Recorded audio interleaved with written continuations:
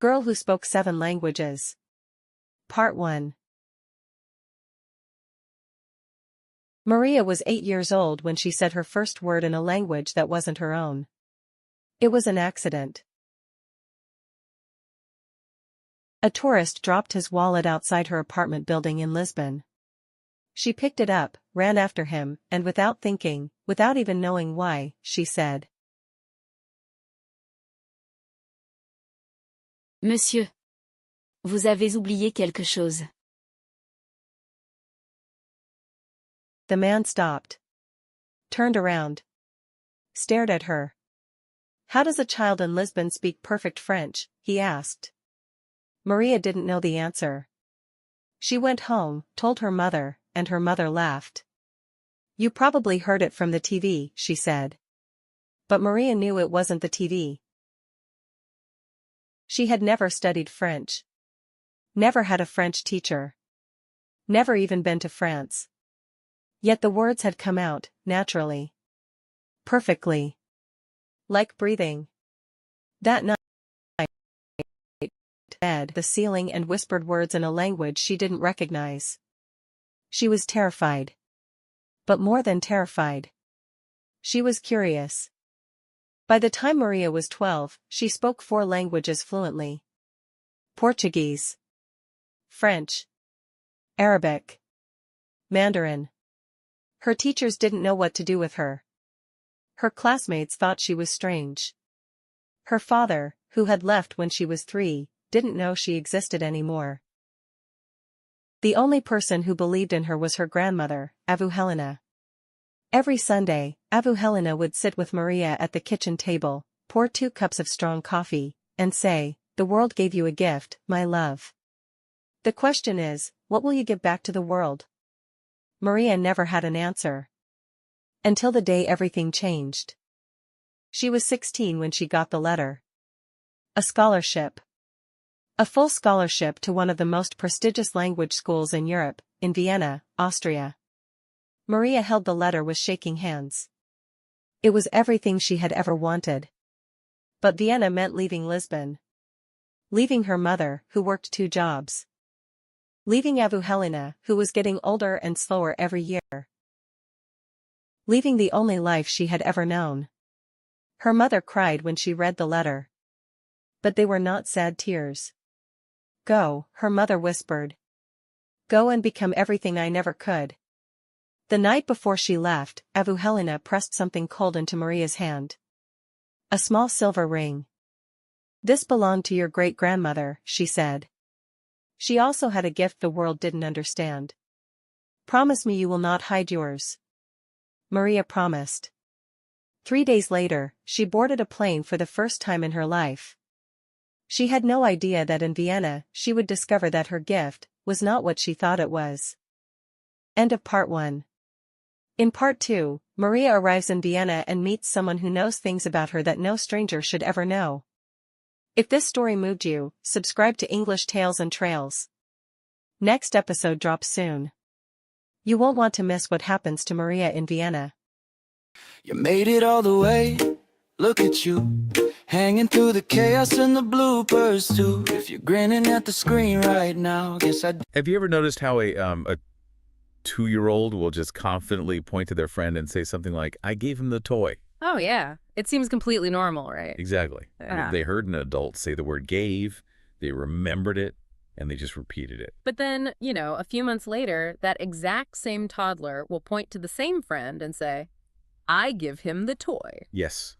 They add that ED to the end. And if you really think about that for a second, it's kind of wild. It's totally wild because that child has never, not once in their entire life, heard an adult use the word gived. Right. So they can't possibly just be imitating it. Exactly. Instead, they've subconsciously identified this highly abstract mathematical rule for the past tense in English. And they're basically independently running that algorithm on a brand new word. Which is incredible. I mean, they aren't just biological parrots copying sounds. They are like little data scientists. Which completely shatters that whole illusion that learning a language is just about repeating what we hear. Right. It hints at this massive hidden machinery that's operating just beneath the surface of our conscious thought. Well, welcome to today's deep dive. You have provided us with a truly massive stack of research today, spanning, linguistics, neuroscience, cognitive psychology. It's a lot of ground to cover. It is. And the mission of this deep dive is to answer a fundamental, almost, existential question. Which is, how do we actually acquire language? Exactly. And why do some people seem to just, learn so much faster than others? It's a mystery that has puzzled philosophers literally since antiquity. And as your sources show, it's currently driving some of the most rigorous cognitive science we have right now. Because we're trying to understand the actual architecture of human communication. And, the stakes here are incredibly high for anyone listening to this. Oh, absolutely. Whether you're like cramming vocabulary for a trip abroad or trying to reconnect with your family's heritage. Or maybe you're just insanely curious about the wetware inside the human skull. Right. Understanding how we learn languages can drastically change the way you approach studying. You can basically stop fighting your brain. And start working with its natural mechanisms. It shifts the paradigm completely. Yeah, it takes you away from that incredibly frustrating belief of, oh, I'm just inherently bad at learning languages. And moves you toward, oh, I just haven't been leveraging my specific cognitive architecture correctly. So here is our roadmap for today. We're going to be exploring the age-old debate of genetics versus environment. We'll also examine some pretty haunting real-life stories of extreme language isolation. Yeah, those are intense. And we'll look at what they reveal about the brain's developmental clock. Plus, we're going to debate the real impact of your personality and your genetic makeup on your learning speed. And finally, we'll extract some highly actionable, science-backed methods that you can use today to basically hack the learning process. Okay, let's unpack this. I want to start with what the literature universally refers to as the great debate. The big one. Right. Is language something wired into our DNA, or is it learned completely from scratch? Well, to understand the modern science here, we really have to start with the historical baseline. In your sources, we see the behaviorist view. Which dominated the early to mid-20th century, right? Exactly. Heavily championed by the psychologist B.F. Skinner. Skinner basically proposed that language is simply a learned behavior. Governed by the exact same laws of operant conditioning that govern any other animal behavior. Right. Let's actually define operant conditioning for a second, just because it's so central to his argument. Sure. So operant conditioning is associative learning based on consequences. Meaning, you do something, and depending on what happens next, you either do it more often or less often. Precisely. Skinner basically viewed the infant brain as a blank slate, a tabula rasa. So in this framework, a child begins by just making random, undifferentiated noises, right? They babble. Yeah, there's no linguistic intent at all. But eventually, by pure statistical chance, they happen to make a sound that roughly approximates a word in their parents' language. Okay, let's say they stumble into the syllables mama. Right, and the mother immediately reacts. She smiles, she rushes over, she gives the baby intense affection. Maybe she hands them a bottle or a toy they wanted. Exactly. So the baby experiences this massive influx of positive reinforcement. And the brain registers a very simple equation. Emitting this specific sound sequence equals a highly desirable outcome in my environment. Right. So the behavior is reinforced. And through thousands of these micro interactions over years, stimulus, response, reinforcement. The child supposedly builds a complete linguistic repertoire. That was Skinner's model, yes. I want to pause right here and actually defend this empiricist view for a moment. Oh, really? Okay. Because stepping back from all the complex neuroscience, Skinner's model makes perfect intuitive sense. It definitely appeals to our common sense. Right. It appeals to our fundamental understanding of practice and reward. And honestly, it democratizes language. How so? Well, it implies that anyone, including you listening right now, can master a complex foreign language if you simply subject yourself to enough flashcards, enough input, and enough positive reinforcement. I see where you're going with this. I mean, isn't mastering the subjunctive tense in Spanish mechanically identical to learning to hit a topspin backhand in tennis? That's an interesting analogy. Right. I swing the racket 1,000 times, my coach corrects me, I see the ball land in the court, that's my reward, and my neuromuscular system adapts. Yeah, that makes sense for motor skills. So why should vocabulary and syntax be immune to that exact mechanism? It's just input, repetition, and reward. Your defense highlights exactly why behaviorism was the unquestioned scientific consensus for decades. I mean, it feels intensely intuitive to how we experience adult skill acquisition. Exactly. But the problem arises when we really scrutinize the mathematical complexity of what the child is actually accomplishing. Ah, right. The math. Yeah, and this is where Noam Chomsky entered the fray in 1959 with his really famous critique of Skinner. Chomsky basically looked at Skinner's blank slate idea and said, the math doesn't add up here. He argued that Skinner's model was fundamentally incapable of explaining the speed, the accuracy, and the novelty of infant language acquisition.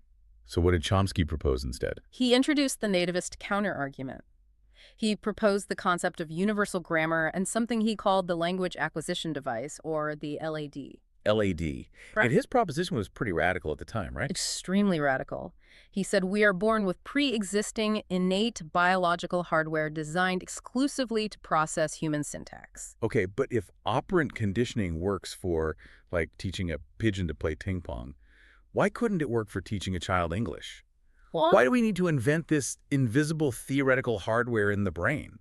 the mechanism that necessitates this biological hardware is a concept known as the poverty of the stimulus. Poverty of the stimulus. What does that mean exactly? So if you record and analyze the actual real-world linguistic input that adults provide to children, it is remarkably chaotic. Oh, like it's messed. Highly degraded. I mean, Oh. adults speak in fragments. We stutter. We make false starts. We routinely violate grammatical rules in casual conversation. Yeah, that's true.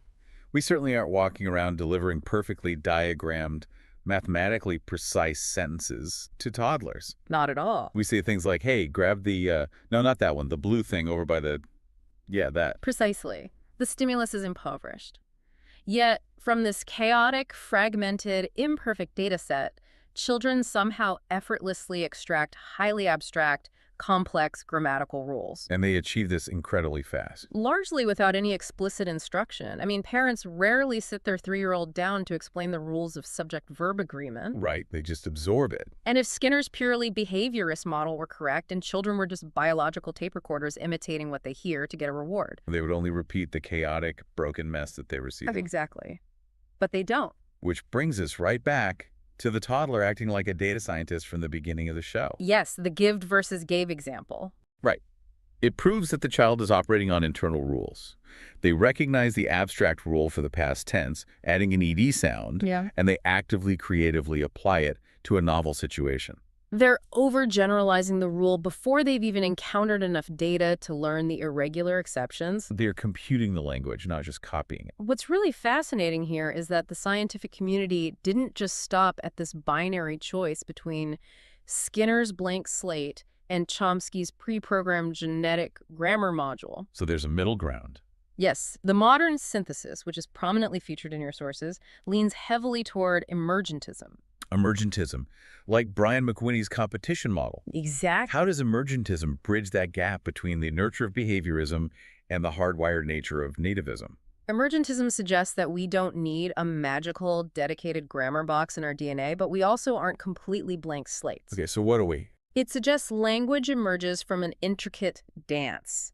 It's our general cognitive processes, like our profound capacity for pattern recognition, our working memory, our ability to track statistical probabilities interacting with environmental pressures. So the human brain has evolved this general, highly powerful processing hardware, and the intense social environment of human interaction basically boots up the software of language. That's a great way to put it. The neural networks literally compete to process the incoming auditory cues, and the most efficient pathways are strengthened. Okay, so we have this incredible biologically primed hardware.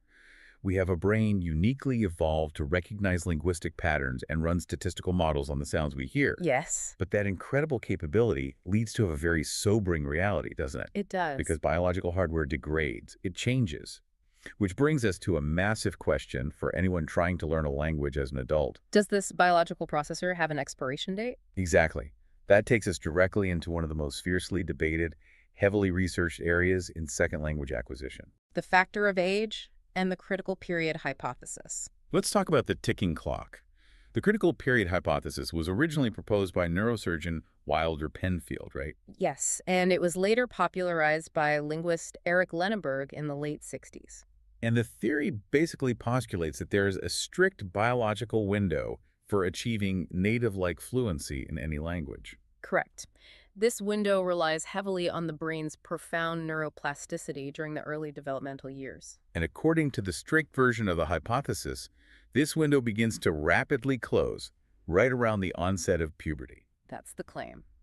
And the underlying mechanism driving this closure is a process called brain lateralization. Lateralization, meaning the cognitive functions of the brain are separating and specializing into the left and right hemispheres. Exactly. I wanted to try a metaphor here to explain how this mechanism works because it helped me understand it. Go for it. Let's imagine the infant brain as an incredibly dense, totally untouched jungle. Okay, I picture that.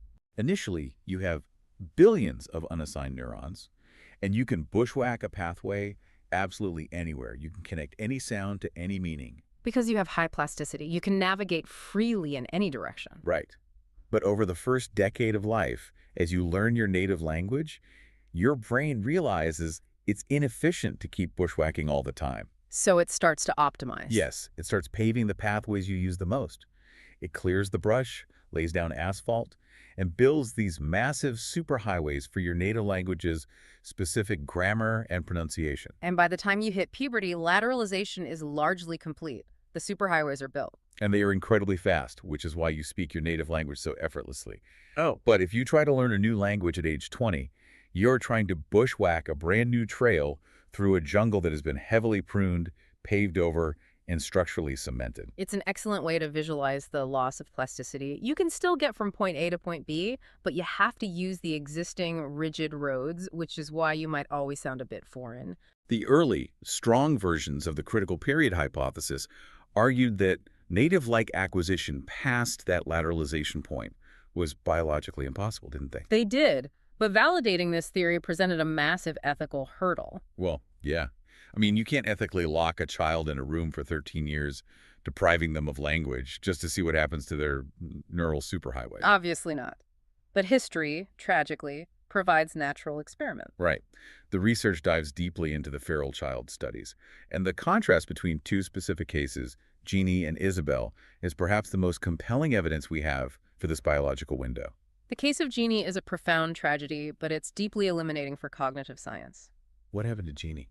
Jeannie was a victim of unimaginable abuse. She was isolated in a small room from early infancy until she was discovered by authorities at age 13. 13 years old, so she had been almost entirely deprived of spoken language her entire life. Yes, and because she was 13, researchers realized she was past the puberty threshold. Her brain had already lateralized. To use the metaphor, the jungle had been paved, but without any language pathways being built at all. Exactly. So researchers and linguists immediately recognized this was a unique, albeit tragic, opportunity to test the critical period hypothesis. So they worked intensively with Jeannie for years, right?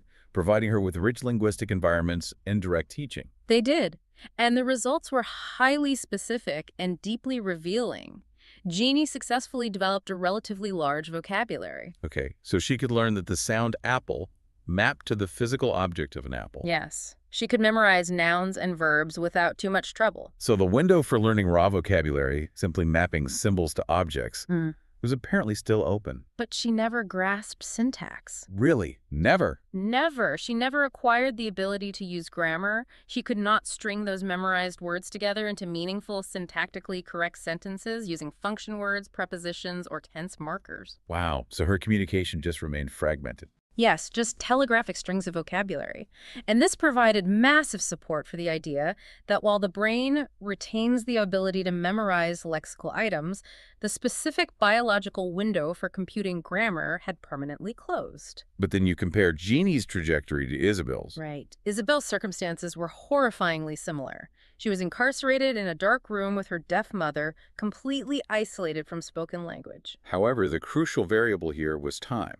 Yes. Isabel was discovered and rescued at age 6.5. Okay, so she was still deep inside the critical period window.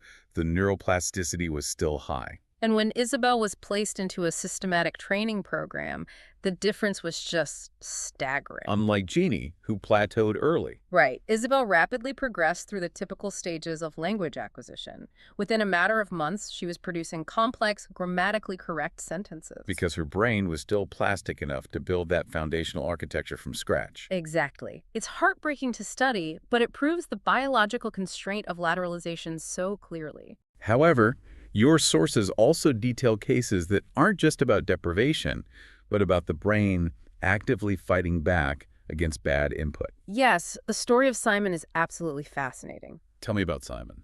Simon's case was documented by Singleton and Newport, and it's a brilliant piece of evidence regarding the resilience of the language acquisition device when it operates within the critical period. Simon was a deaf child, correct? Yes, and his parents were also deaf. However, his parents had only learned American Sign Language, ASL, much later in their own lives. Well past their own critical periods. Exactly. Because they learned it late, their mastery of ASL was highly flawed. They used incorrect morphological rules, they were inconsistent with their spatial grammar, they dropped markers. So they were providing highly degraded, messy linguistic input to their child. And crucially, because of their living situation, they were essentially the sole source of language for Simon. He wasn't getting corrected by a broader native signing community. Right. So if we go back to Skinner and the behaviorists for a second. Simon should have perfectly copied his parents' broken ASL. Yes. He should have internalized their mistakes as the standard, but he didn't. Because Simon was a child, his neuroplasticity was at its peak. His brain took this broken, inconsistent input, analyzed it, and naturally filtered out his parents' errors. That's amazing. He just constructed a perfectly organized, highly logical, grammatically flawless linguistic system on his own. For instance, in ASL, verbs have these complex spatial agreements based on the location of objects. His parents constantly mess this up. But Simon naturally systematized it and used the spatial verbs flawlessly. His brain demanded grammatical order where the environment provided chaos. It is a stunning demonstration of emergentism and those internal computational drives. His brain was biologically mandated to build a systematic grammar, abstracting the rules even when the input was unreliable. And this drive to compute, to structure, and to communicate complex mental states really highlights something profoundly unique about the human species. Which brings us to the animal studies. Right, because scientists have spent decades trying to teach human language to chimpanzees, like the famous Nim Chimpsky or Washoe the chimp. The animal studies are great because they really clarify the boundary of human cognition. Chimpanzees can absolutely learn signs. They can learn tokens, they have excellent associative memories. But they never cross the threshold into true syntax. They do not combine signs to create novel, structurally dependent sentences. The linguist Herbert Terrace, who led the Nim Chimpsky research, eventually realized a crucial flaw in the chimpanzee's communication. What did he notice? Nim was only signing because he wanted a physical, tangible reward.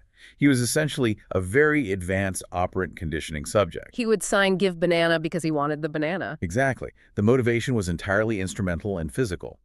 Humans, conversely, are uniquely driven by an innate desire for joint attention. We have a deeper intrinsic motivation to share complex mental states. A human toddler doesn't just point at a dog to get the dog. They point at the dog and look back at you because they want to ensure you are both experiencing the concept of the dog together. Chimps do not do this. Here's where it gets really interesting. Because if everything we just discussed is true, If the biological window for grammar and native-like pronunciation strictly closes around puberty, right, if the neural highways are cemented, what does that mean for adult learners? that is the million-dollar question. If you are a 30-year-old trying to learn Japanese or a 50-year-old trying to learn Italian, are you just biologically doomed? Do adult learners simply lack the raw talent for language that children possess? That perceived lack of talent is the source of endless frustration. If we accept that the neuromuscular plasticity for perfect accent acquisition declines, it forces us to look at the hard science of individual variation among adults. Because some adults still learn so much faster than others. Exactly. And this brings us to the intersection of genetics and working memory. Let's delve into the genetics of talent, because your sources do not shy away from the biological reality that some people are simply born with an advantage. The research points to actual identifiable genes dictating language proficiency. Wow, like specific genes. Yes. Two prominent genes discussed in the literature are FOXP2 and ROBO1. FOXP2, I think I've heard of that one. It gained fame because severe mutations in this gene cause profound verbal dyspraxia. That's a drastic inability to coordinate the complex neuromuscular movements required for speech. But Robo1 is far more relevant to the average language learner, isn't it? It is. Variations in the ROBO1 gene are strongly associated with the functional integrity of something called the phonological buffer. I really want to break down this concept of the phonological buffer because I love the analogy here. Let's hear it. Imagine the phonological buffer as an audio clipboard in your brain's short-term memory system. Okay, an audio clipboard. When you hear a native speaker utter a fast, complex sentence in a foreign language, those raw sounds are temporarily stored on this audio clipboard. And your brain then races to process those sounds, analyze the syllable boundaries, and map them to meanings. Right, so a high-capacity phonological buffer driven by genetic advantages like Robo1 means your clipboard holds onto those high-fidelity sounds much longer before they fade into static. And that larger clipboard capacity allows the learner to hear a complex string of foreign syllables, retain the exact acoustic signature, and repeat them back with high accuracy. And someone with a smaller genetic board capacity hears the same sentence, but the sounds degrade before their working memory can process the pattern, Leading to slower acquisition and poorer pronunciation. The sources go even further into the biological determinism here. They note that inherited general intelligence accounts for roughly 60% of the variation in IQ among adults. And this raw processing power directly impacts spatiomotor skills, writing fluency, and the ability to consciously manipulate complex grammar rules. It creates an undeniable baseline of cognitive efficiency. It really does. Honestly, looking at this data, I feel a strong urge to push back. Why is that? Because as someone who loves the idea of lifelong learning, this feels incredibly defeating. I can understand that. If 60% of the variation in processing power is just inherited intelligence, and I wasn't lucky enough to inherit the Robo1 gene for a massive audio clipboard. And your critical neuroplastic window slammed shut 15 years ago. Exactly. Then what is the point? If the biology is so heavily stacked against us, why are millions of adults spending time and money on language apps and tutoring? Are we just fighting a losing battle against our own DNA? The data on genetics is real, but drawing a defeatist conclusion from it is a profound misinterpretation of how adult learning actually functions. Okay, good, because I was getting worried. While genetics and age define the baseline parameters of the hardware, they absolutely do not dictate the final outcome of the learner. So what does? In fact, when researchers analyze highly successful adult language learners, the focus shifts dramatically away from pure biological determinism and heavily toward the overwhelming transformative impact of sociocultural factors and psychological drive.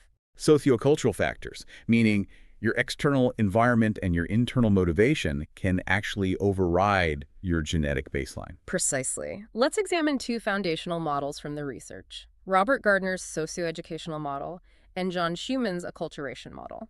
Okay. Both of these frameworks introduce critical metrics known as social distance and psychological distance. Let's define the mechanisms behind those distances. What is social distance? Social distance measures the degree to which an individual learner is integrated, or desperately desires to be integrated, with the target language community. Are you isolated from them or are you immersed among them? Exactly. And psychological distance measures your internal comfort level, your anxiety, and your emotional orientation toward the learning process itself. So how does this override biology?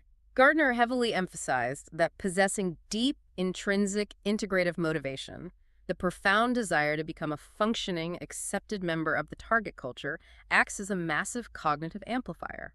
Okay, let me try an example. If I am a college student taking a mandatory French credit just to graduate, my motivation is purely instrumental.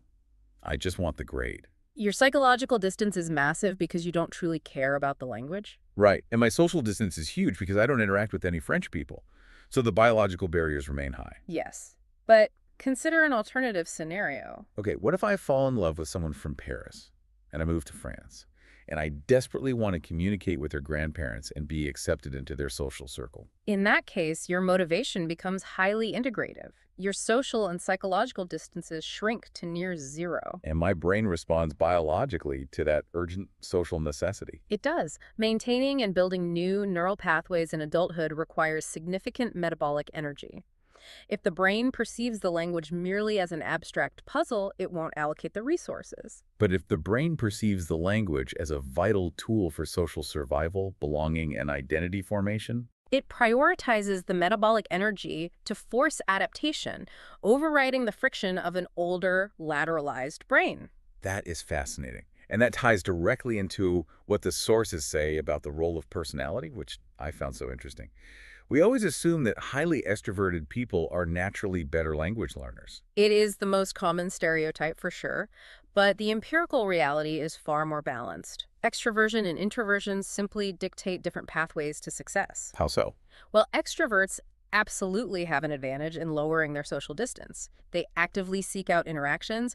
They are far more tolerant of ambiguity. And they're willing to make massive, embarrassing mistakes in public just to keep a conversation flowing. Exactly. This guarantees them a massive volume of raw input and speaking practice. They get the physical reps in, they are throwing themselves into the deep end of the pool. But what about the introverts? Introverts possess highly distinct cognitive advantages.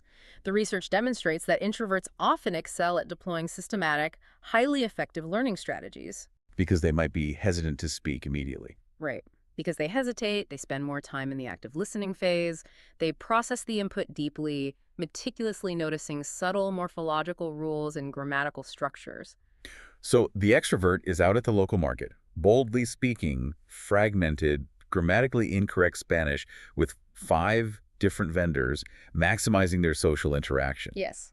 Meanwhile, the introvert is at home, quietly consuming Spanish literature and podcasts, internalizing the exact mechanical structure of the subjunctive tense. And when the introvert finally does speak, their output is often far more accurate and complex. Both are successfully acquiring the language, but utilizing entirely different neurological strengths based on their personality. This raises an important question regarding our modern approach to learning, actually. What's that? If intrinsic motivations, social integration, and communicative necessity are the primary drivers that allow adults to overcome biological aging, are adult learners failing because their brains are too old? Or are they failing because sitting alone in a room, swiping a screen on a gamified language app, completely strips away the rich, urgent, social survival context that language evolved to serve? Wow. That cuts right to the bone of the issue. We evolved human language to coordinate hunts, build societies, and prevent ourselves from being exiled from the tribe. Exactly. If you remove the tribe, you are trying to activate a biological survival mechanism without any of the survival pressure. The brain just says, why bother? Precisely. You are trying to start the engine without providing any fuel. So what does this all mean? We understand the biology, we acknowledge the critical period of lateralization, and we recognize that intense motivation and social necessity can hack our brain's limitations. So we need practical steps. Exactly. How do we practically, actively apply this to our daily lives to learn faster? Let's get into the actionable, science-backed methods that anyone listening can use today. The most powerful practical application comes from the work of developmental psychologist Lev Vyepsky. Specifically, his concept of the zone of proximal development, or the ZPD. The ZPD sounds incredibly theoretical, but the mechanics of it are entirely practical. Let's break it down. Vygotsky's sociocultural theory posits that learning is fundamentally a socially mediated process. The zone of proximal development is defined as the specific cognitive space between what a learner can achieve independently and what they can achieve when guided by a more knowledgeable partner. So, to acquire a language rapidly, Vygotsky argued you must intentionally operate within this zone. Yes. Because if I sit alone in my room talking to myself in German, I am operating below the zone. I'm just entrenching my own errors because no one is challenging me. Correct. Conversely, if I drop myself into an advanced university lecture on German philosophy, I am operating way above my zone. I understand nothing, my brain gets overwhelmed by the acoustic noise, and I tune out. So the ZPD is that precise sweet spot where I am slightly over my head, stretching my capabilities, but I have a native-speaking tutor or friend providing an anchor. The crucial mechanism operating inside the ZPD is what the literature calls corrective feedback, specifically prompts and recasts. Explain the difference and why recasts are so effective. Well, explicit correction is when someone stops you and says, no, that's the wrong verb conjugation, use this one. Which kind of breaks the social flow, right? It raises psychological anxiety. Exactly. A recast is far more elegant. When you make a grammatical error, the advanced speaker naturally repeats your sentence back to you, seamlessly substituting the correct form, maintaining the conversational momentum. So if I'm practicing English and I say to you, yesterday I run to the store to buy milk, you don't pull out a grammar textbook. No, I just respond naturally and say, oh, you ran to the store. What kind of milk did you get? Ah, so you have provided the correct acoustic input, ran, immediately after my error, within a meaningful social context. Exactly. This gentle juxtaposition forces your brain's pattern recognition software to notice the gap between your interlanguage output and the target language reality. And it does this without triggering the effective filter of embarrassment. Exactly. You mentioned interlanguage, which brings up a huge trap waiting for adult learners, the concept of cross-linguistic influence or language transfer. This is a major factor. We assume we're just pouring new vocabulary into our existing brain, but our native first language is constantly, secretly sabotaging and sometimes assisting the new language. It alters the cognitive processing completely. You are not simply learning a broken version of the target language. The text gives an incredibly illustrative study involving Czech speakers learning English regarding a phenomenon called number agreement attraction. That's a great example. Let's walk through the mechanics of this because it blew my mind. So number agreement attraction is a processing error that native speakers occasionally make when their working memory is overloaded by complex syntax. Right. In English, we have basic number agreement. Singular subject, singular verb. The dog runs.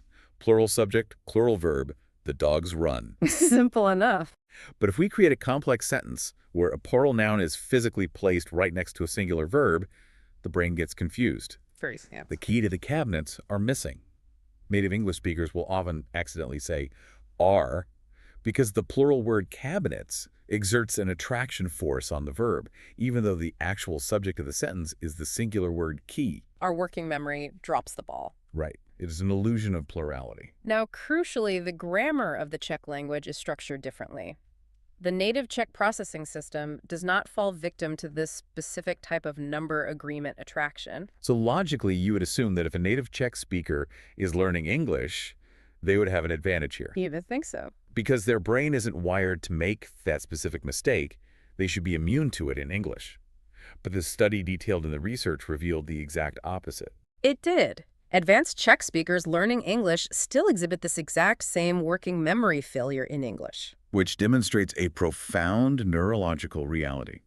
When you learn a second language as an adult, you're not just pasting English words onto Czech grammar rules. The heavy cognitive load of processing a second language forces the brain to construct a totally unique, hybrid linguistic architecture in your mind. This is your interlanguage. The interlanguage is its own beast. It is susceptible to entirely new processing errors and working memory overloads that don't even exist in your mother tongue. Exactly. And because maintaining this new interlanguage architecture requires immense metabolic energy, we have to talk about the terrifying principle of use it or lose it. The science of attrition. Yes. Attrition. Attrition is driven by what we can call the exercise hypothesis. The human brain is a metabolically expensive organ. Building and maintaining complex neural networks for a second language consumes significant resources. So if you spend years building those pathways, but then you alter your environment and stop using the language, the brain registers an inefficiency. It evaluates those neural connections, determines they are wasting metabolic calories, and systematically begins to dismantle them. it literally unpaves the highways to save energy. It really does. But the fascinating part is the sequence of the destruction. Mm. The research states that attrition happens in the exact reverse order of acquisition. We lose our skills backward. Yes. Why does the brain choose to dismantle it in that specific order? It comes down to the cognitive load required for different tasks. Producing output speaking and writing requires intense, active metabolic effort.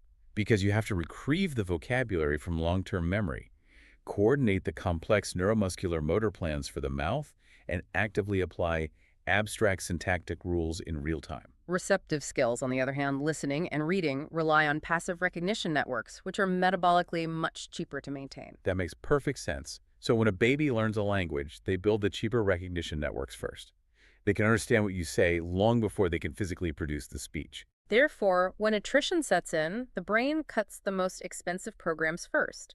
You lose your productive skills. The ability to recall words and physically speak vanishes. But your receptive skills, Your ability to comprehend spoken input hang on significantly longer because they cost the brain less energy to preserve. This explains an incredibly common phenomenon.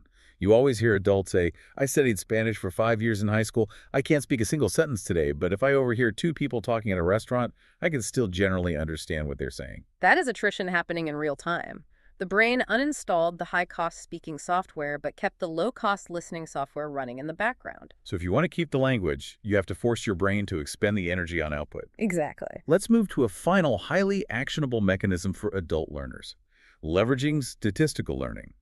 We noted earlier that infants use statistical learning to decode language. Yes, they sit in their cribs surrounded by a continuous, unbroken wash of sound. To a baby, a sentence isn't composed of separate words. It's just a long stream of acoustic data.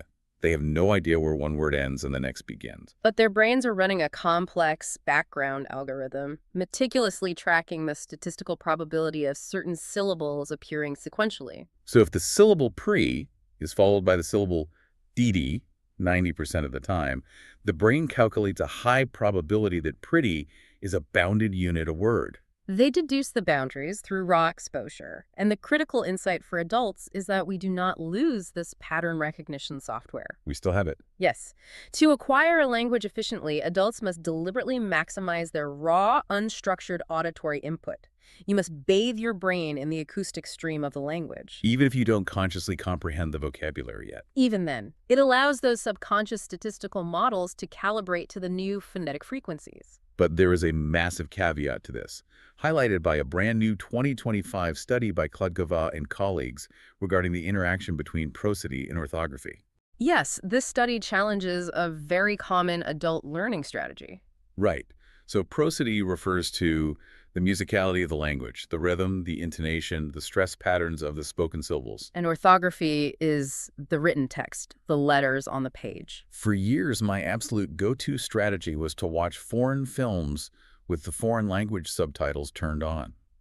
I figured if I can read the text while I hear the dialogue, I'm getting double the input. I'm connecting the sound to the spelling instantly. It seems highly logical, engaging multiple sensory streams simultaneously.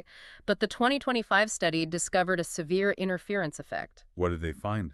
They found that introducing written text orthography too early in the learning process can significantly hamper an adult learner's ability to accurately perceive and acquire the musical prosody of the new language. Let's explain the mechanism of why reading ruins listening. If I am a native English speaker trying to learn French, my brain has spent decades hardwiring strict pronunciation rules to the Latin alphabet. When I look at a French word written on the screen, my visual cortex processes those letters and instantly, forcefully applies my deeply ingrained English phonetic rules to them. This top-down visual processing is so dominant that it literally overrides the bottom-up auditory processing. The text hijacks your ears. Your established orthographic mappings act as a cognitive filter, distorting the raw acoustic data before your statistical learning software can properly analyze it. You end up hearing what you think you should hear, based on the letters, rather than hearing the actual rhythm and prosody of the native speaker. So, the actionable takeaway here is profound. Sometimes, to effectively learn a new language, adults have to deliberately blind themselves to their old habits. We have to resist the urge to rely on text as a crutch. We have to learn to hear the music of the language purely as sound before we ever look at how it's spelled. Absolutely. Okay, we have covered an absolutely massive amount of scientific ground today. We have traveled from the tragic isolation of feral children to the molecular genetics of working memory and the cognitive traps of reading subtitles. It's been quite the journey. Let's recap it. We are undeniably genetically primed for language. The biological hardware exists. But it is our intense social environment that must flip the switch to boot up the software. Right. While children clearly possess a fleeting neuroplastic advantage, that unpaved jungle allowing them to effortlessly soak up native pronunciation and syntax before puberty, adult learners are far from helpless. Far from it. Adults possess advanced executive function, superior strategic cognition for profound, identity-altering motivation, and the conscious ability to deliberately place themselves into the zone of proximal development. If we connect all of these distinct threads to the bigger picture, it becomes clear that human language is not merely a utility. It is not just a biological tool we evolved for asking where the nearest water source is. Language is the fundamental architecture of human socialization. It is how we connect, how we empathize, and how we delineate our in-groups from our out-groups. When you commit to learning a second language, you are not simply memorizing a new dictionary of terms. You are actively adopting a new operational framework for navigating human relationships. Exactly. And that perspective leads me to a final, slightly provocative thought to leave you with, based on the linguist Vivian Cook's concept of multi-competence. Multi-competence. Research demonstrates that the moment you begin intensely acquiring a second language, the way you cognitively process and physically pronounce your first language fundamentally and permanently alters in your brain. That's incredible. For instance, native French speakers who achieve advanced fluency in English actually begin pronouncing the letter T in their native French slightly differently. The phonetic boundaries shift. It changes everything. Your brain does not just cleanly add a second language into a separate, isolated box on the shelf. The two linguistic systems merge, compete, and irreversibly alter one another, creating a new, hybridized cognitive state. Wow. So if the specific language we speak intricately shapes how we express our thoughts, our emotions, and our very identity, and acquiring a new language literally, physically rewires the neural pathways of your mother tongue. Who are you becoming when you start studying a new language? And are you ever truly the same person you were before you started? That is a fascinating question. The cognitive models may not be able to give us a perfectly clean binary picture,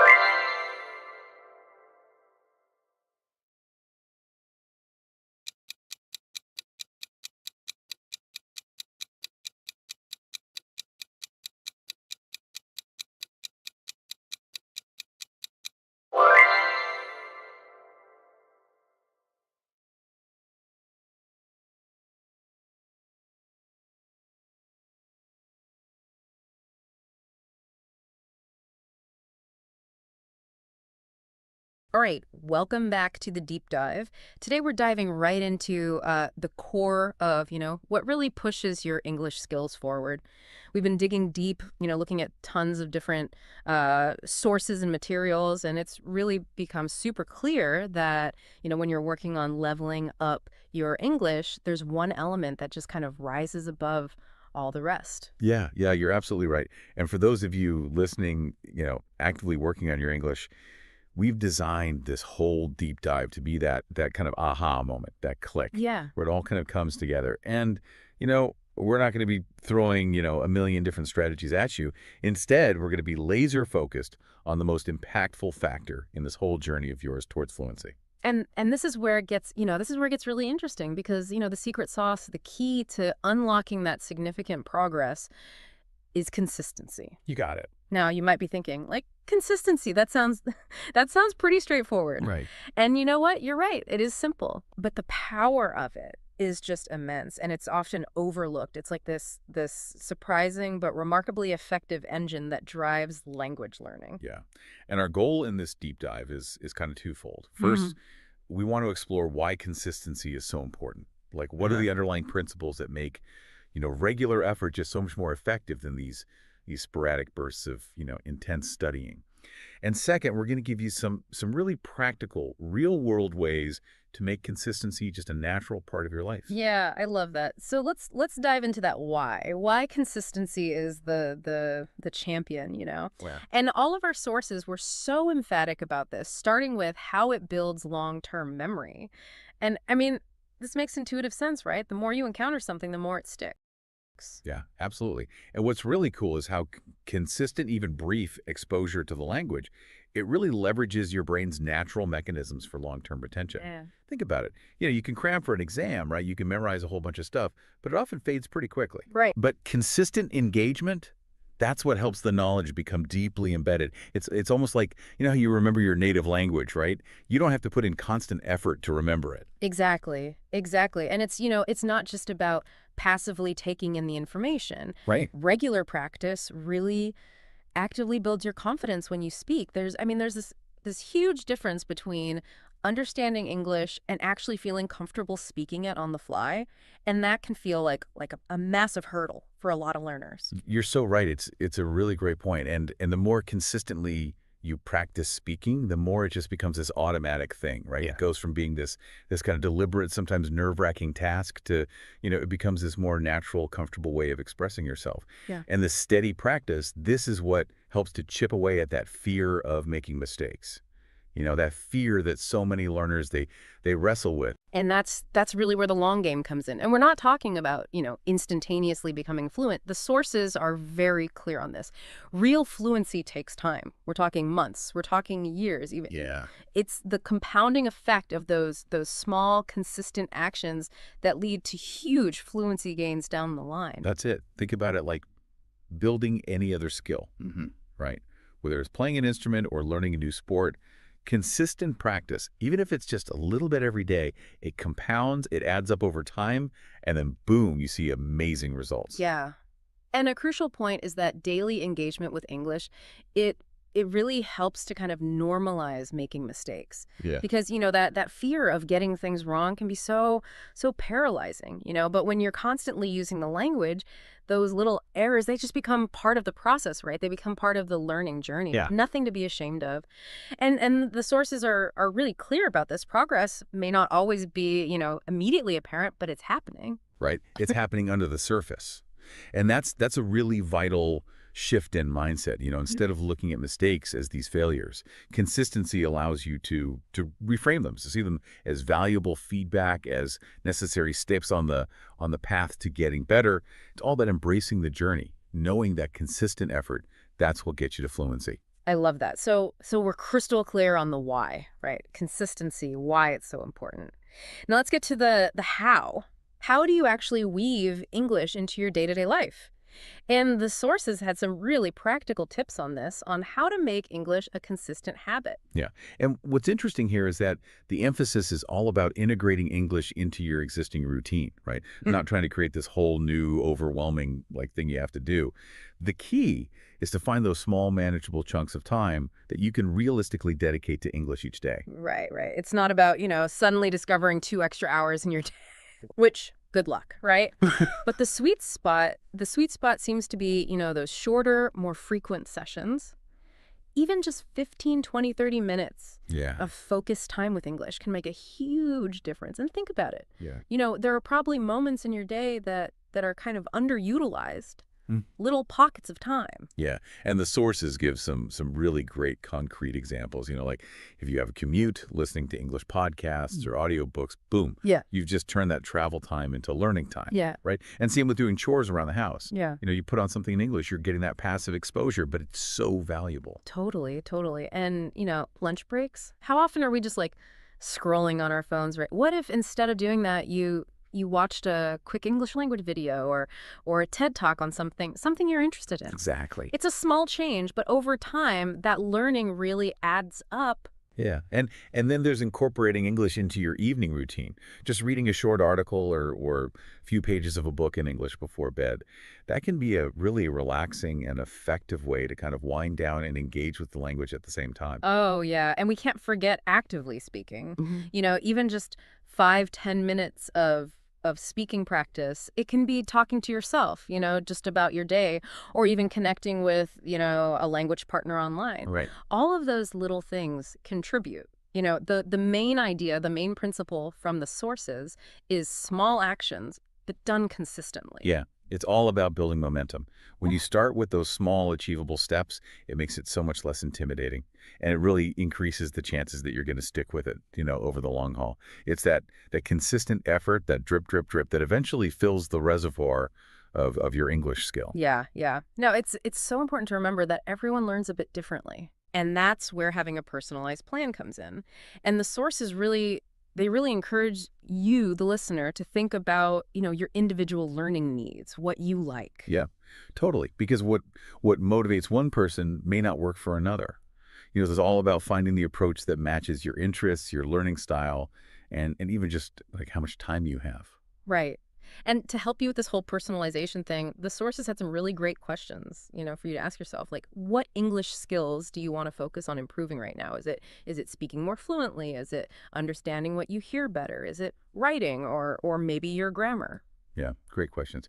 And then thinking about, what kind of resources do you actually enjoy? Are you a bookworm? Are you, someone who loves movies and TV shows? Do you like podcasts? Or maybe you prefer, something more interactive, like a language learning app. Because when you leverage those natural inclinations, practice becomes so much more enjoyable. And as a result, you're more likely to keep doing it. So true.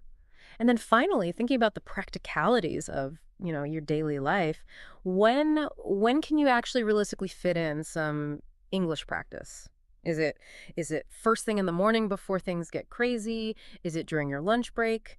In the evening after work, or even on your commute? When you build a plan that really fits into your existing routine, consistency becomes so much easier. Yeah, if we tie that back to our main point, having a personalized plan, it just reduces the friction.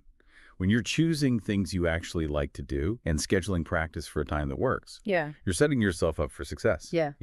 You're making it more likely that you'll be consistent.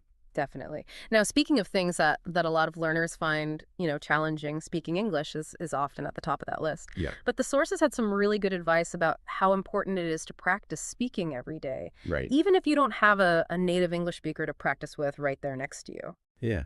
What's really cool here is the idea of actually using your speaking skills, even when you're by yourself. It's about training your mouth, your mind, to get used to forming those words and sentences. Exactly. I mean, I know talking to yourself might feel a little weird at first. Right. But describing your day, talking through your plans, even just narrating what's going on around you, it's all super valuable practice. It gets your vocal cords working, and it helps you think directly in English, without translating in your head. Yeah. Yeah, and the suggestion to record yourself is a great one. It gives you this unique opportunity to really assess yourself. You can listen back and pinpoint areas you might want to work on, like your pronunciation or how you structure your sentences. Oh, for sure. And of course, connecting with a speaking partner if you can, whether that's online or a friend, it's super beneficial. Yeah.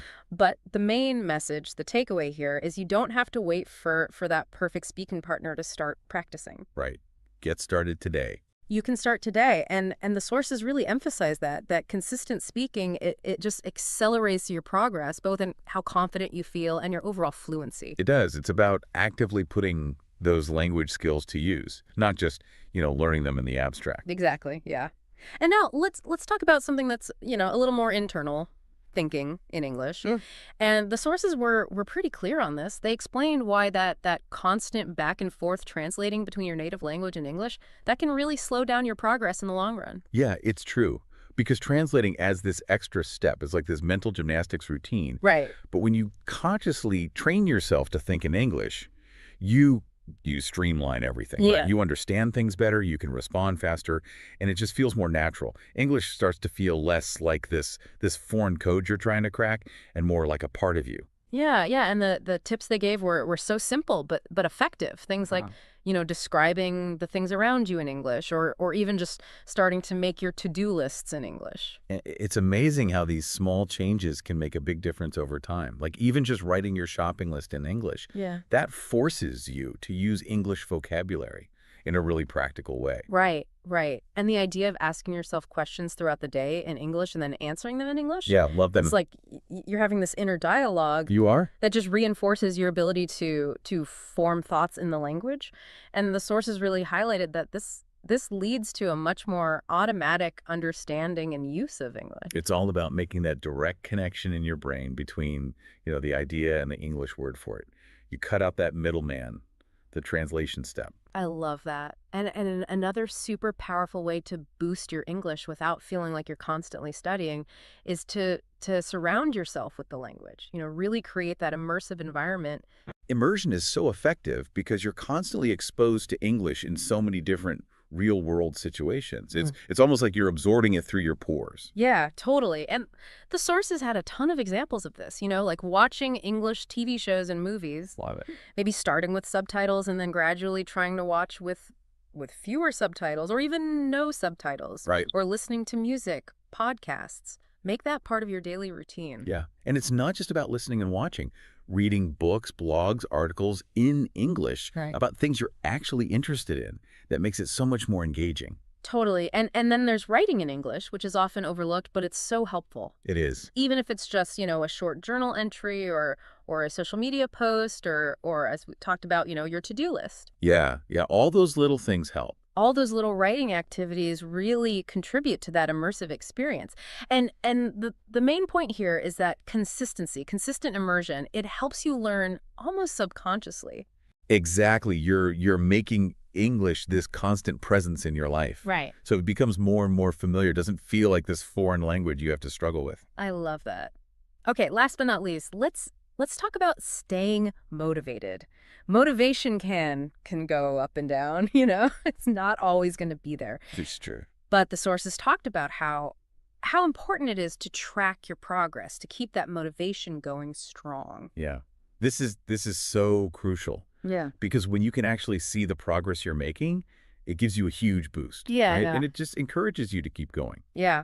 And the ways they recommend tracking are really easy to do, like using a habit tracker. Yeah, love those. Just to mark off the days that you do some kind of English practice. It's so visual. It is.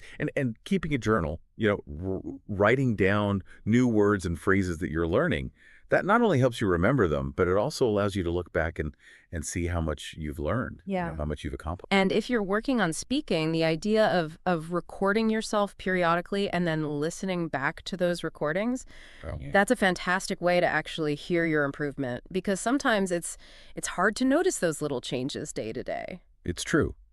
But when you have that objective proof, when you can hear how much better you're getting, that's incredibly motivating. Yeah. It shows you that your effort is paying off. For sure.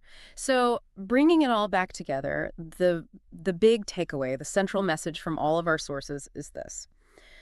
Getting really good at English, it isn't about chasing the newest learning hack or trying every new method out there. The key is consistency. You nailed it. consistent practice, even in small bits, speaking regularly, immersing yourself in the language, Well, and keeping track of how you're doing. Those are the pillars, the foundation of long-term success. absolutely. And we really want to encourage you, the listener, to take one small step today towards making consistency a part of your English journey. Commit to one tiny English-related thing right now.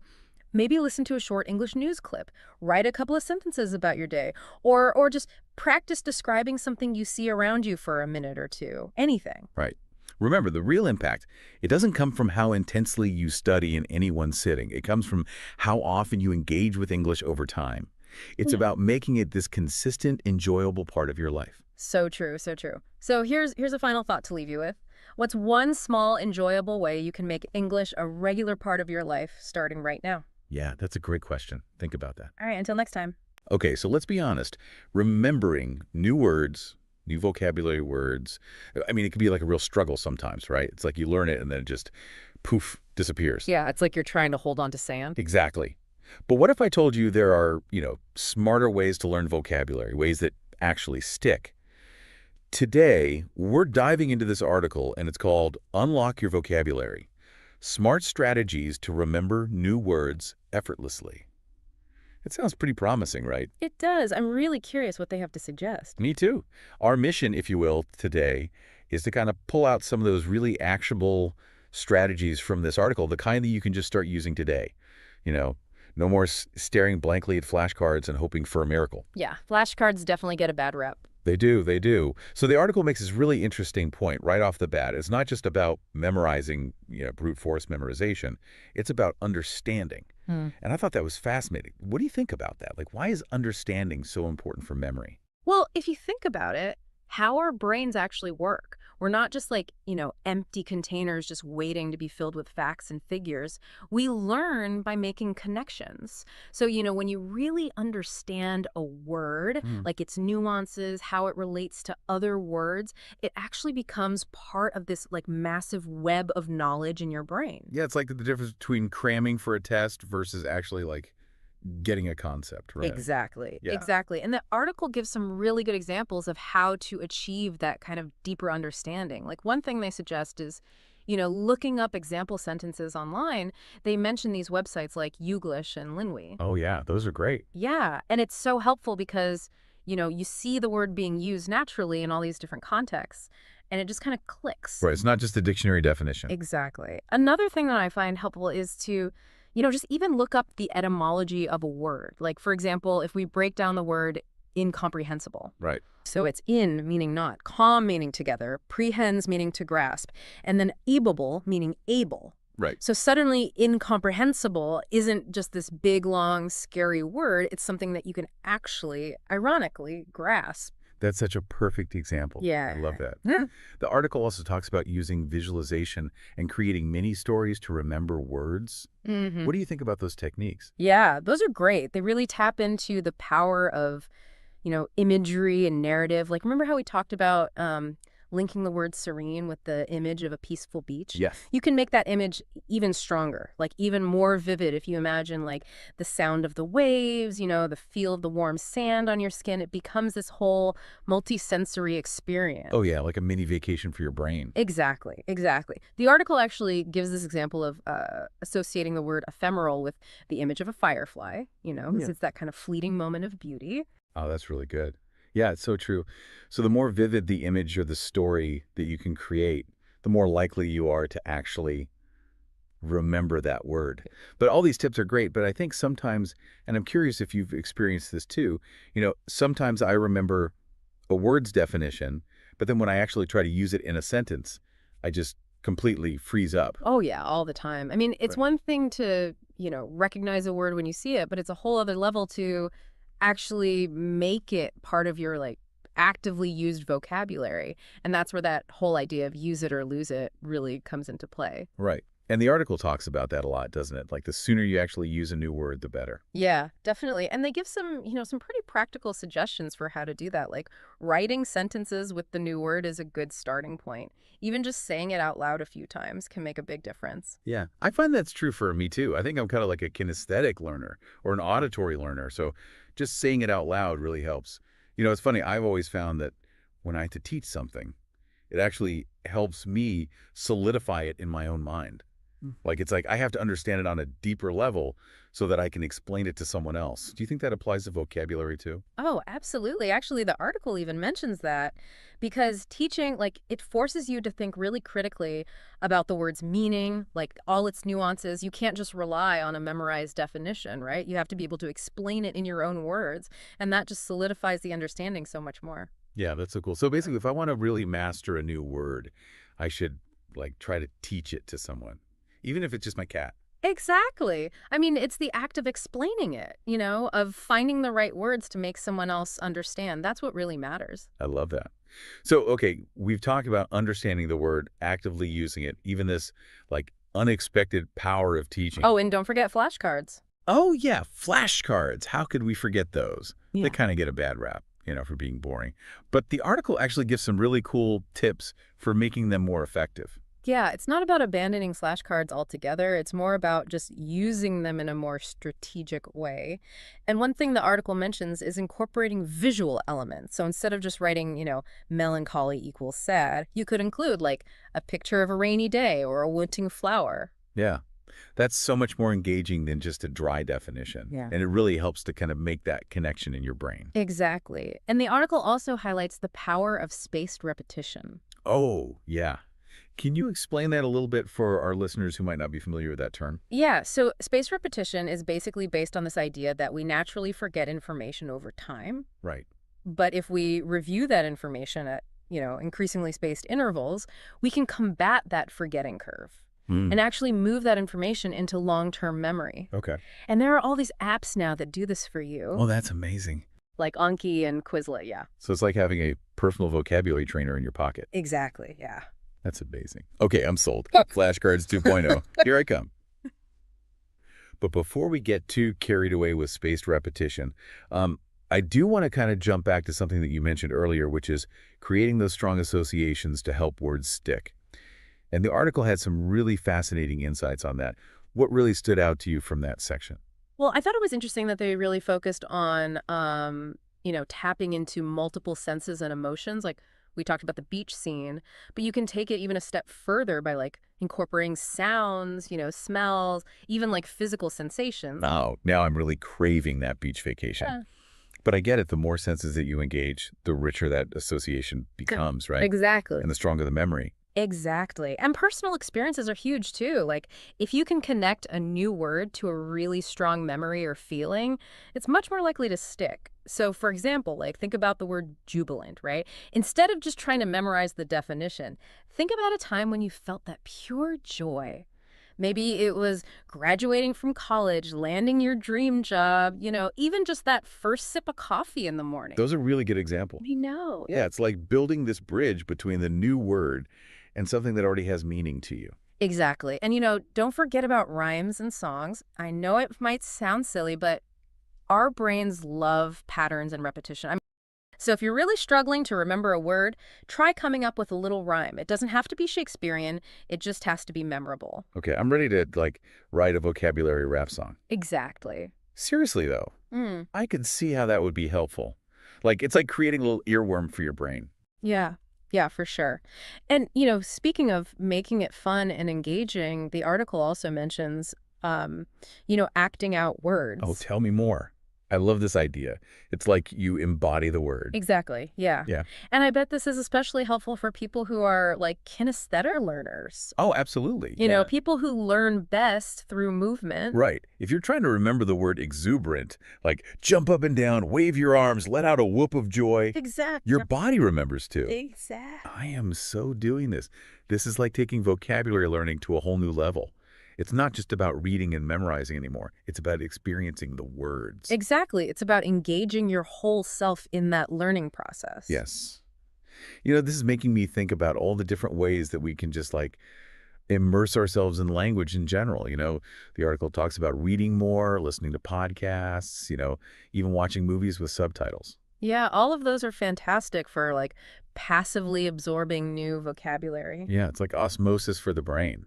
Exactly. Yeah. It's amazing how much we can learn without even really realizing it. For sure. And also love the idea of keeping a vocabulary journal, like just jotting down any new words that you come across that kind of like catch your eye. Yeah, that's a great way to like personalize the learning experience. It's like you're creating your own custom dictionary. I love that. Okay, speaking of personalized learning, let's talk about gamification. The article has some really cool suggestions for how to make vocabulary learning feel more like a game. What are your thoughts on that?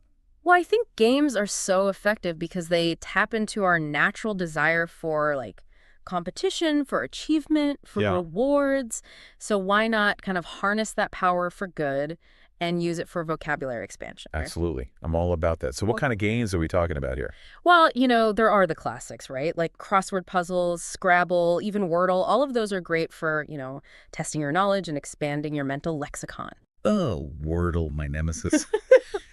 But seriously, it's amazing how just a simple word game can make you feel like a vocabulary genius, or at least it exposes the areas where you need to, work on. For sure. And it's not just about like passive word recognition, right? You're actively searching for words, you're considering different letter combinations. Like a workout for your brain. Exactly. The article also talks about setting up friendly competitions with friends. I love this idea. It's like you add this social element to the learning process, which I think could be really motivating. Definitely. It's about creating a fun, supportive environment where you can like challenge each other and celebrate each other's successes. I'm already thinking about who I can challenge. This could get interesting. Oh, yeah. But, as we're kind of wrapping up this first part of our deep dive, I'm really struck by the fact that vocabulary expansion doesn't have to be a chore. It really can be effortless, or at least it can feel that way, with the right strategies.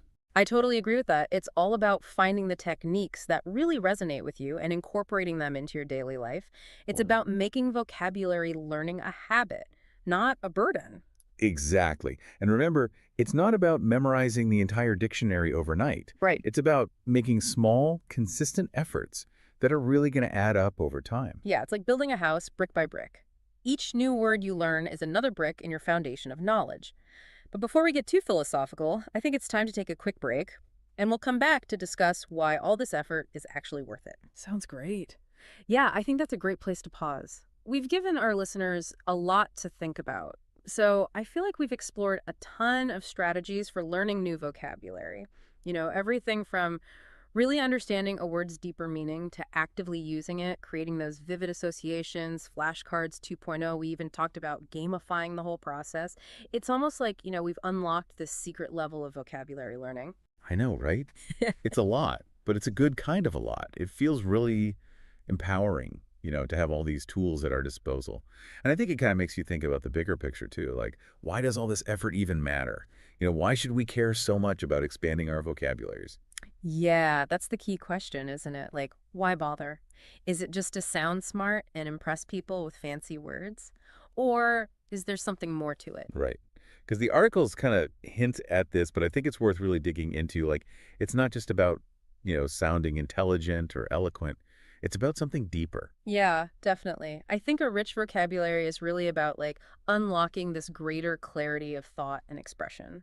The more words you have at your command, the more precisely you can actually articulate your ideas, your feelings, your experiences. Yeah. It's like having this more nuanced color palette to paint with.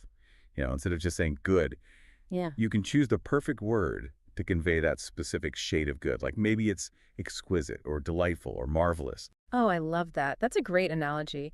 And it goes beyond just, writing or speaking more effectively. Like a larger vocabulary can actually deepen your understanding of the world around you. You're able to grasp more complex ideas. You can make connections that you might have missed before. Right. It's like you're seeing the world through this like sharper lens. Suddenly you notice details that you hadn't even seen before. Exactly. And then on a more personal level, I think expanding your vocabulary can even have some like unexpected benefits too. Oh, like I'm intrigued. Tell me more.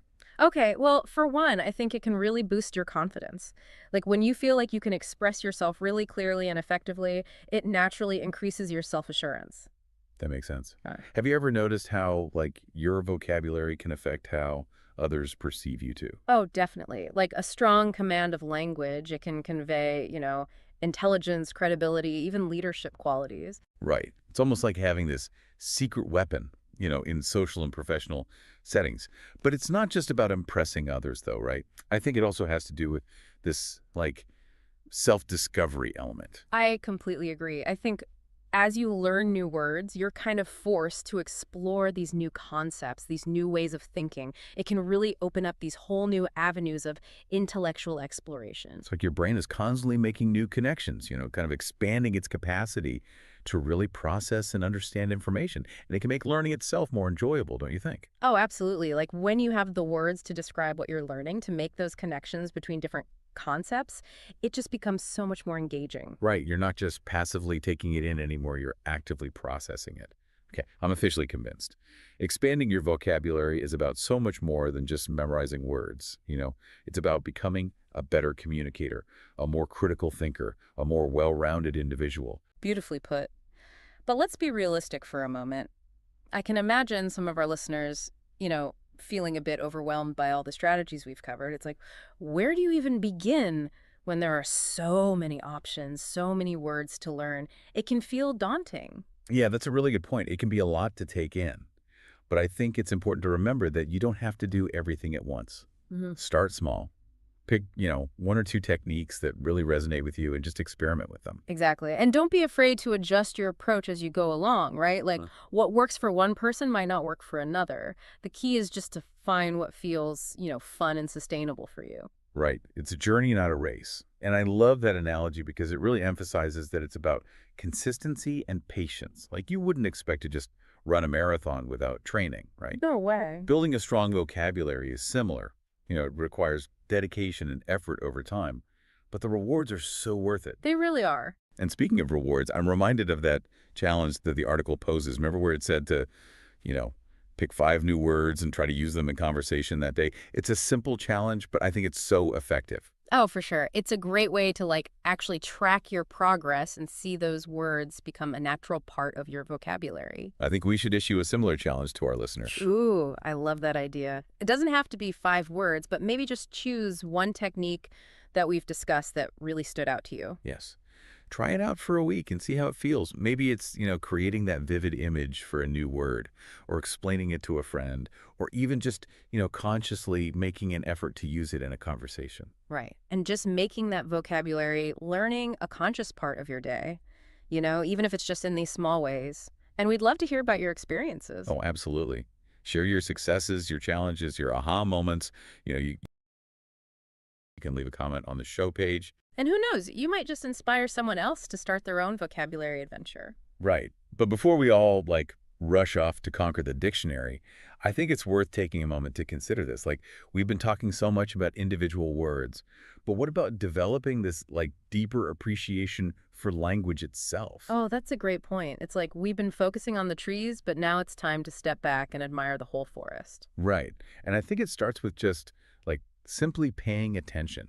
Really listening to the way people use language, the way words weave together to create meaning, to evoke emotions, to tell stories. Yeah, it's about becoming a word detective, noticing the subtle nuances, the way a single word can just completely shift the tone of a sentence. And it's about embracing the beauty of language, its rhythm, its flow, its power to kind of transport us to these different worlds and perspectives. So as you continue on your vocabulary journey, dear listeners, remember that it's not just about memorizing definitions.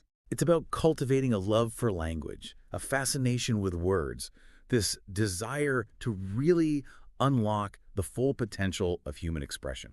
And that's a journey worth taking, wouldn't you say? Oh, absolutely. But before we get too carried away with our newfound love of language, I think it's time to move on to our final thoughts on this fascinating topic. Wow, I mean, we have really covered a lot of ground in this deep dive, haven't we? Everything from specific techniques for learning new words to the broader impact of expanding your vocabulary. Yeah, it's been quite the journey for sure. And I think it really highlights the fact that language learning, it isn't just about accumulating more and more words. It's really about unlocking these new possibilities for thinking, for communicating, even for experiencing the world. Absolutely. It's like we've been saying all along, it's so much more than just memorizing definitions. It's really about expanding your horizons in so many different ways.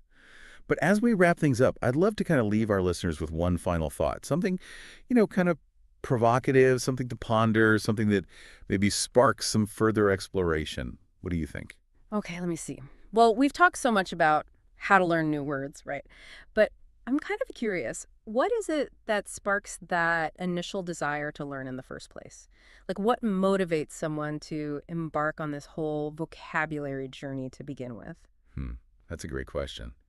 I think it often stems from this, like, innate sense of curiosity, like a desire to understand the world more deeply or to connect with others more meaningfully or to be able to express oneself more fully. Yeah, I think you're right. It's that spark of curiosity that fuels the learning process. And it makes me think, how can we nurture that curiosity? Not just for vocabulary, but for knowledge in general? Ooh, that's such a good point to end on.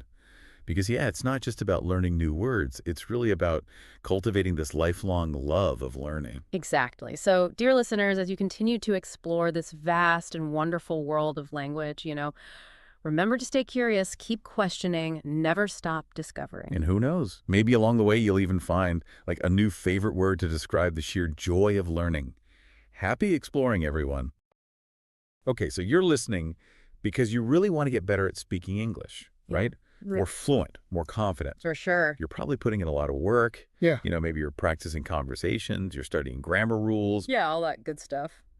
But what if I told you that there's like this surprisingly powerful tool that's often just like right there under our noses? Interesting. And it can really be a game changer for how well you speak English.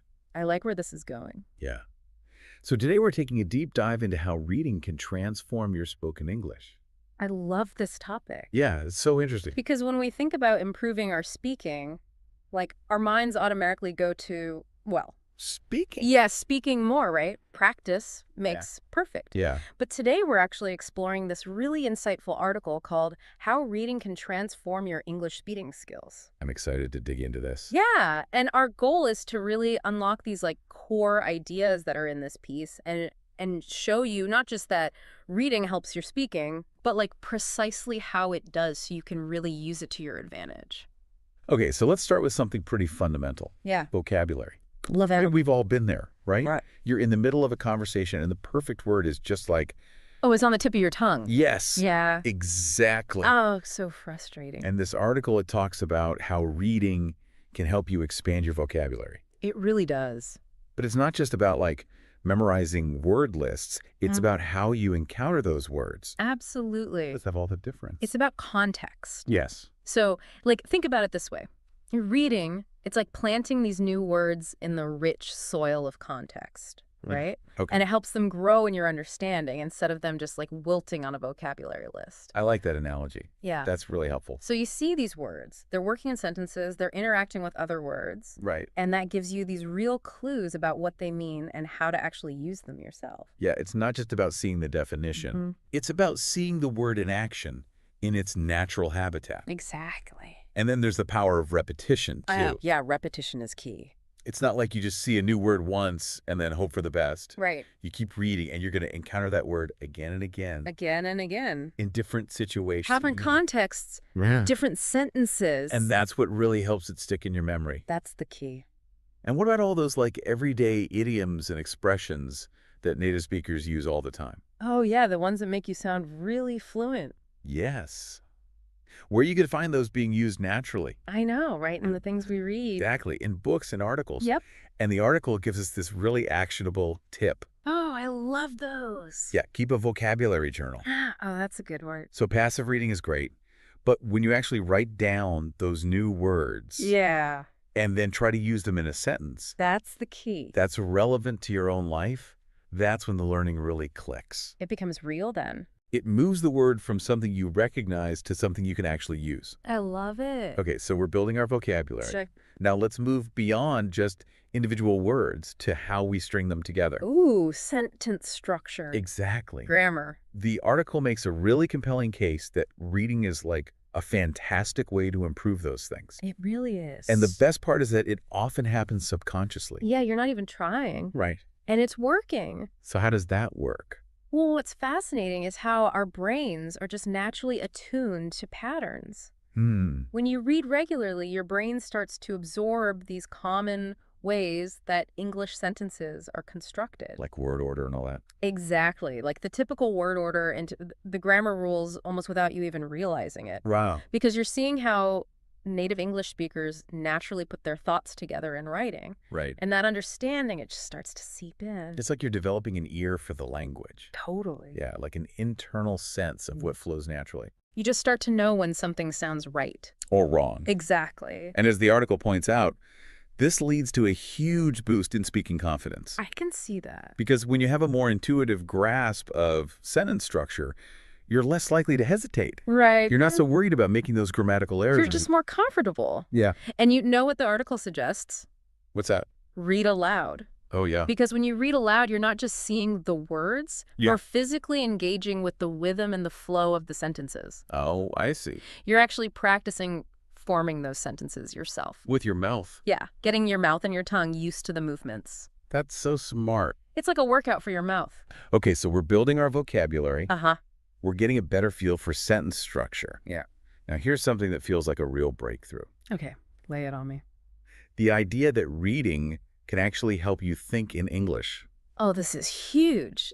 For many learners, that's like the ultimate goal. It is. It's like the Holy Grail. Right, because you know that habit of mentally translating. From your first language to English before you speak. Translating in your head. It can be a real roadblock to fluency. Such a roadblock. It takes time. It can lead to sentences that sound a little unnatural. Yeah, not quite. And what regular reading does is it provides that constant immersion in authentic English. Yeah, you're surrounded by it. Right, so it trains your brain to process language directly in English. You're not going through that extra step of translation. It's like creating a more direct line in your brain. A shortcut. Yes. The more you read in English, the more your brain starts to bypass that need to translate every thought. Your brain gets used to working with English directly. And the payoff is quicker responses in conversations. So yeah, for sure. You don't have that mental delay Right. while you're translating back and forth. Gone. And it's not just about understanding individual words. It's about grasping those concepts. The bigger picture. Yeah. The ideas. And forming your thoughts directly in English. Thinking in English. Your mind becomes accustomed to the English way of phrasing things. The natural way of expressing yourself. And that naturally influences how you then construct your own sentences when you speak. It all flows together. So the article's tip of summarizing what you've read in English without translating. That's a good one. That really forces you to engage with the material on its own terms. Right. And it strengthens that direct processing. You're working those English muscles. Okay, so now this next point might be a pleasant surprise for some of us. Okay, I'm intrigued. Reading can actually contribute to better pronunciation. Really? And even your accent. I wouldn't have guessed that. Right. You might think those are purely in the realm of listening and speaking practice. Yeah, you'd think so. But the article draws this really interesting connection. How so? Well, it talks about how seeing words repeatedly Okay. helps to solidify their correct pronunciation in your mind. Like you're training your brain to recognize the patterns. Exactly. The more you visually encounter a word, the more your brain reinforces the sound associated with those letters. It's like building a mental sound bank. And when you read dialogue, especially in fiction or plays, Oh, yeah. you're exposed to the natural rise and fall of spoken English. The music of the language. Yeah, the intonation patterns that convey meaning and emotion. That's so important for sounding natural. And you're seeing how conversations unfold on the page. Right. Even things like punctuation can give you subtle cues Oh, interesting. about pauses and emphasis. So it's like a hidden guide to how to speak. Yeah, and the article also stresses that practicing aloud, actually reading those conversations or poems out loud, is a fantastic way to physically train your mouth and tongue Makes sense. to produce English sounds accurately. It's like going to the gym for your pronunciation. Plus, it builds that crucial confidence in speaking Yes. by getting you more comfortable with the act of actually vocalizing English. The more you do it, the easier it gets. And the suggestion to record yourself reading Ooh, that's a good one. and then compare it to recordings of native speakers. So you can hear the difference. Yes. It can really open your ears to areas where your pronunciation or intonation might differ from what you're aiming for. That's really helpful feedback. So you can focus your practice more effectively. Love it. Okay, so we're on board with the power of reading. Totally. But the article also gives us some direction on what kinds of reading material are most beneficial for boosting our speaking fluency. Okay, so it's not just about grabbing any English book. Right. It's not just about grabbing the first English text you see. So what should we be reading? Well, different types of reading material offer different advantages. Okay. So novels and fiction, for instance. I love a good novel. They're usually packed with natural-sounding conversations, Right. everyday sentence Think structures. of what we want. So it gives you a great feel for how people actually talk in real life. It's like eavesdropping on authentic conversations. Then you have newspapers and articles. Okay. They tend to use more formal language, Right. which can be useful in certain speaking situations. Oh, for sure. And they also introduce you to current vocabulary. Keeping up with the times. Yeah, related to real-world events. That's important. And I thought the point about scripts and plays was particularly insightful. Oh, yeah. Tell me about that. Obviously, they're written to be spoken. Makes sense. So they're a fantastic resource for practicing conversational English Okay. and getting a sense of different speaking styles and tones. Like you're absorbing different voices. Yeah, and then you've got self-help and motivational books, Mm. which often explore complex ideas. Okay. And they can introduce you to more sophisticated vocabulary and ways of expressing yourself. Expanding your horizons. And we can't overlook comic books and graphic novels. And those are fun. The article makes a good point that they can be less intimidating. Right. They often use simpler language that mirrors everyday spoken English. And the pictures help. Yes, the visual element can really aid comprehension. Makes it more enjoyable. It's a more accessible and enjoyable way to engage with the language. I like it. And the article's recommendation to choose books that also have audiobook versions is brilliant. Well, that's a great tip. Because listening while you read reinforces pronunciation and natural speech patterns simultaneously. You're getting double the benefit. So we know what to read, Yep. but actually making it a consistent habit. That's the key. That's where the real magic happens. Consistency is king. The article shares some really practical tips on how to integrate reading into your daily routine. I'm all ears. So consistency, as with any language learning activity, is key. Couldn't agree more. The article emphasizes the benefit of reading every day, Even if it's just a little bit. even if it's just for a short period, Right. and finding subjects that genuinely interest you. Oh, yeah, that's crucial. That's crucial for staying motivated. If you're bored, you're not going to stick with it. Exactly. And making reading something you look forward to rather than a chore. It should be a pleasure, not a punishment.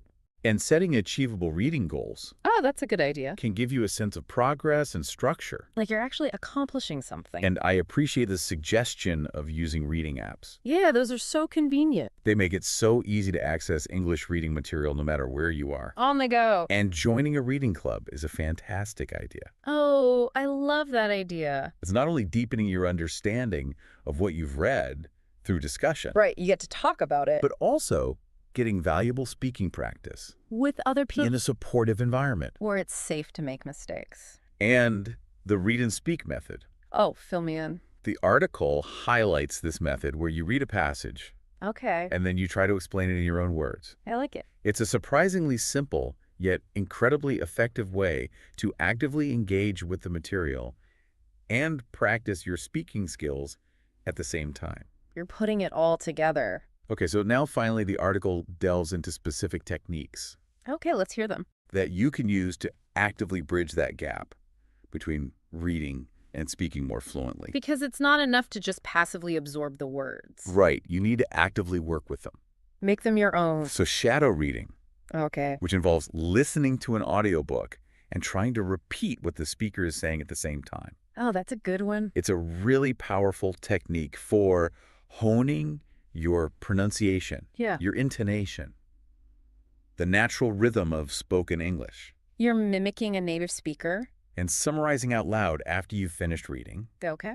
helps you practice expressing ideas concisely and recalling key information, You're putting it into your own words. and then rewriting dialogues from something you've read in your own words, Oh, that's interesting. and even acting them out. Fun. It takes it a step further Right. and gets you actively using the language in a spoken context. You're bringing the words to life. And of course, discussing what you've read with others, Yeah. whether it's a language partner, a tutor, even a friend who's also learning English. Right. It's invaluable for solidifying your understanding and getting comfortable sharing your thoughts and opinions in English. It's all about practice. And I really liked the article's challenge. Oh, tell me. Pick a story you've read and try retelling it. Okay. consciously focusing on using new vocabulary and expressions you've encountered. That's a great way to put it all together. It's a fantastic way to put your reading directly into practical speaking use. I love it. So as we wrap up this deep dive into how reading can transform your spoken English, Yeah. the core insight from this article is really clear. What's the takeaway? Reading isn't just a passive way to learn. It's active. It's an incredibly potent and often underestimated tool for significantly improving your ability to speak English fluently and with confidence. Powerful stuff. We've explored how it naturally expands your vocabulary, how it helps you internalize correct grammar and sentence structure, It's like osmosis. how it trains your brain to start thinking directly in English, Yeah. and even how it strengthens your pronunciation and intonation. Yeah. It's a complete package. And the article leaves us with this really thought-provoking question. Okay, hit me. What's the last thing you read in English? That's a good one. It's a great way to make you think about your current reading habits. Right.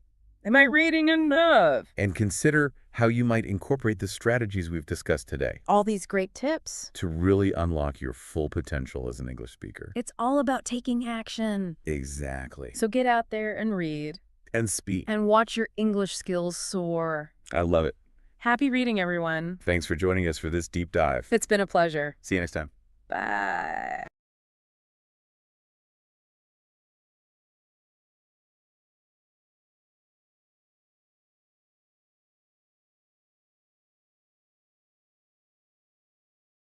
Welcome to the deep dive, your quick route to understanding what really matters. That's right. You, our listener, are looking to grasp the essentials without getting, bogged down.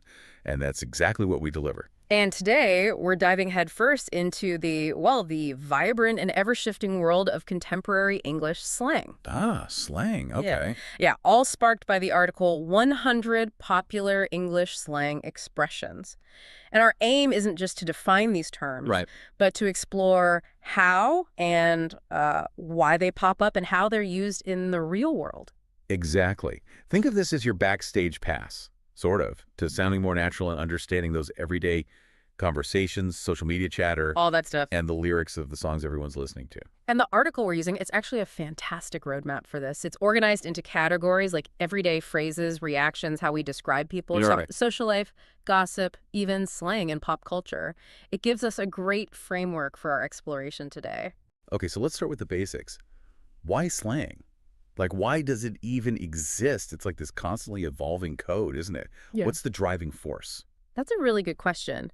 The article touches on it by calling slang the secret ingredient that makes English feel, quote, real and alive. Real and alive. I like that. Yeah, it's this informal, creative energy of language, always adapting, kind of reflecting current trends and social dynamics. Think of it as language in motion, And it's absolutely everywhere you look or listen. Social media is practically built on it. Totally. You can't scroll for long without seeing some new acronym or phrase, not to mention just everyday chats and, pretty much any form of modern entertainment. Precisely. Understanding slang isn't just about knowing definitions. It's really about tapping into a more nuanced understanding of how people actually connect and communicate informally.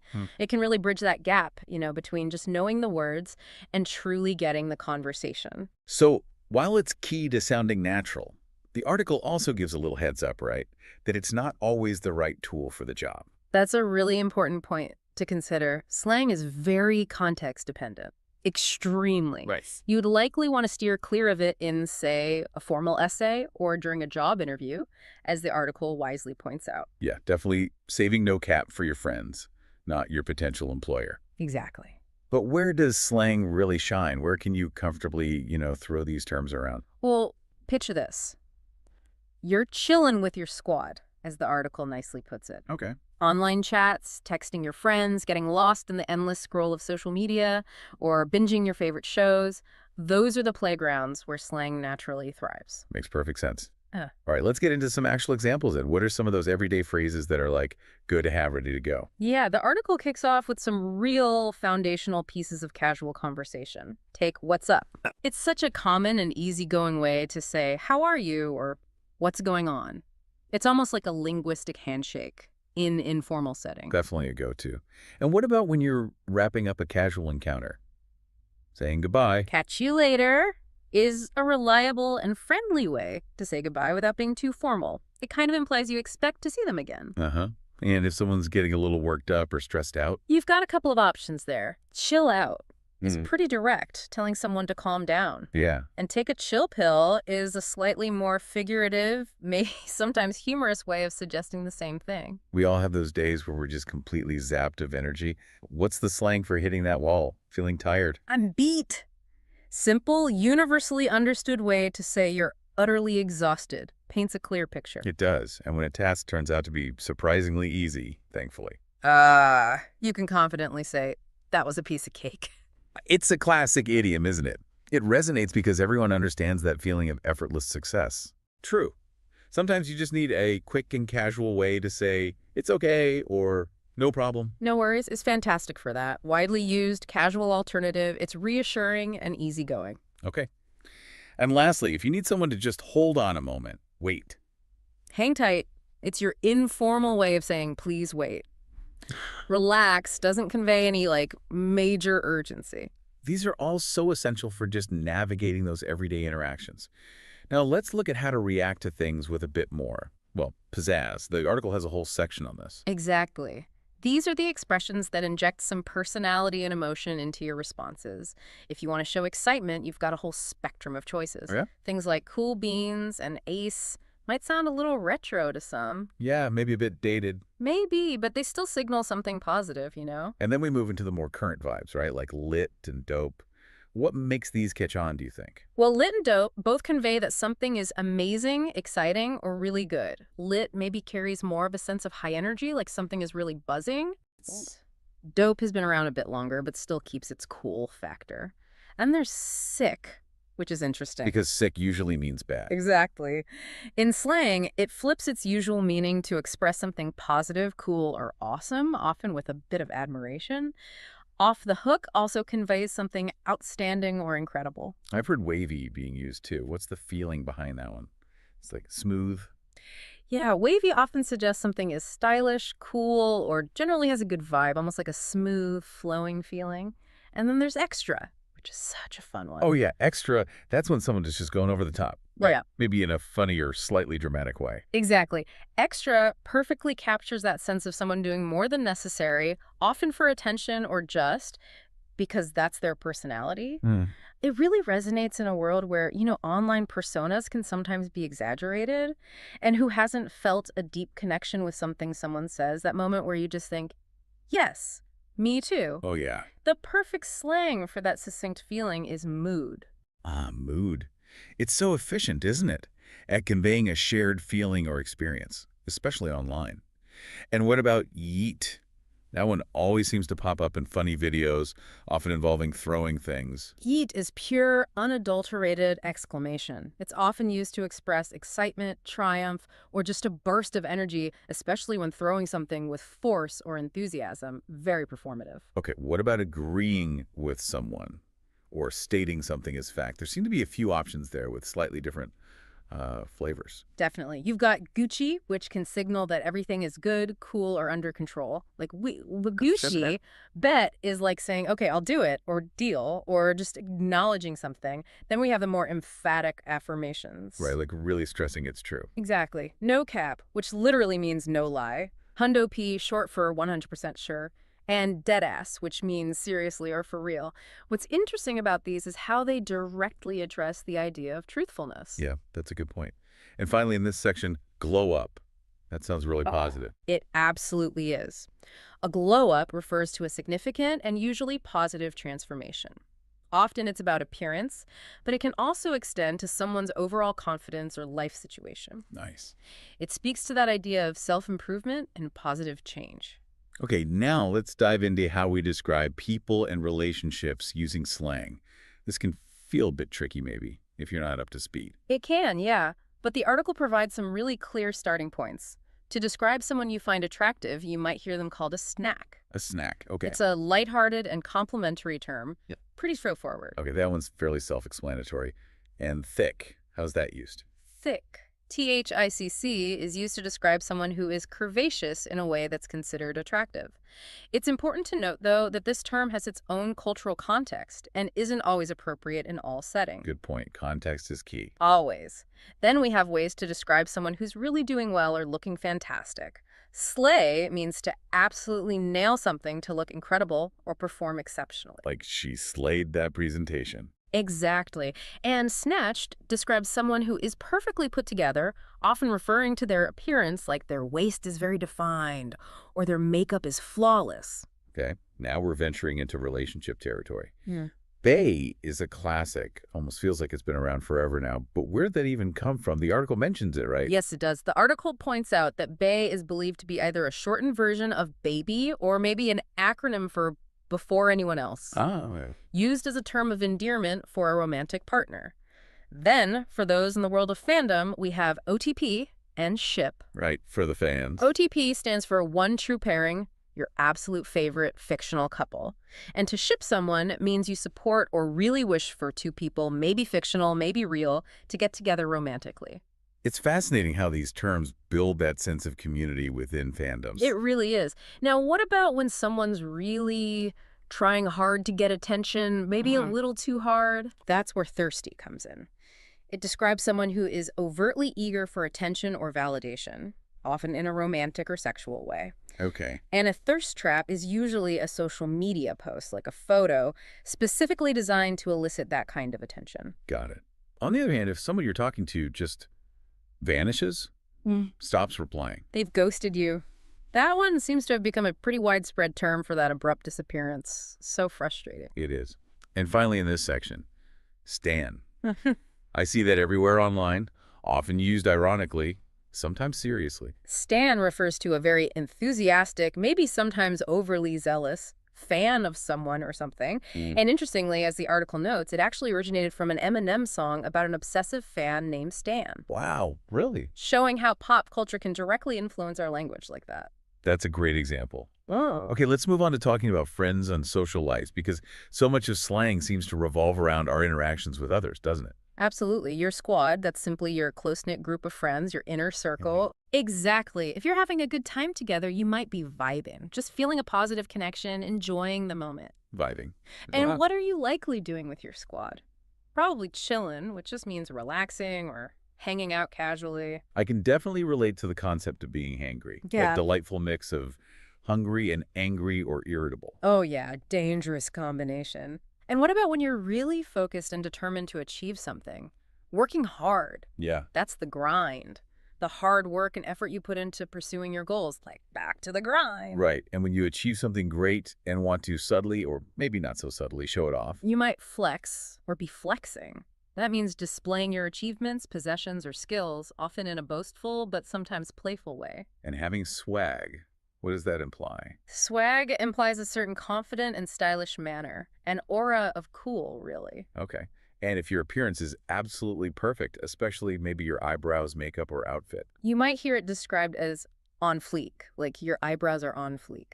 On fleek. Got it. And speaking of outfits, your fit is simply Your outfit, what you're wearing in that particular ensemble. Like, check out my fit. simple enough. Let's talk money for a second. What's the current slang for money? Guap is a common and casual slang term for money. Guac. Okay. And when something turns out to be absolutely essential or comes through at just the right moment, saves the day. It's clutch. Like, that last-minute goal was clutch. It's that thing that saves the day. And finally, in the realm of modern anxieties, we have FOMO. Ah, yes. The fear of missing out. That feeling of unease you get when you see or hear about others having fun experiences that you're not part of. So relatable. It really speaks to the connected, maybe over-connected nature of our lives today. Now we're getting to the really juicy part. Spilling the tea, which is all about gossip and drama. Feels like slang really thrives here. Oh, it absolutely does. Tea itself is the slang term for gossip or inside information, like what's the tea? Okay, so tea is the gossip. And if you're subtly criticizing someone, You might throw shade or just give them shade. That implies a sly or indirect insult or an expression of disapproval. right. What about when someone delivers a really sharp comment, maybe even mean, but also kind of funny or brutally honest? That's savage. It describes a comment or action that is brutally honest or cutting, but often elicits a reaction of, like, surprised amusement. Yeah, like, ooh, savage. Exactly. On the other hand, if someone is holding on to a grudge or feeling bitter about something, they might be described as salty. Salty. Okay.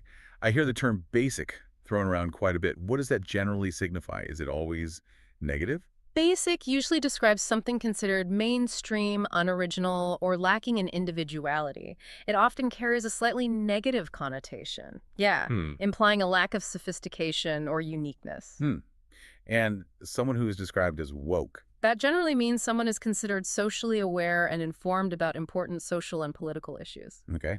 And on the less flattering end of the spectrum, we have ratchet.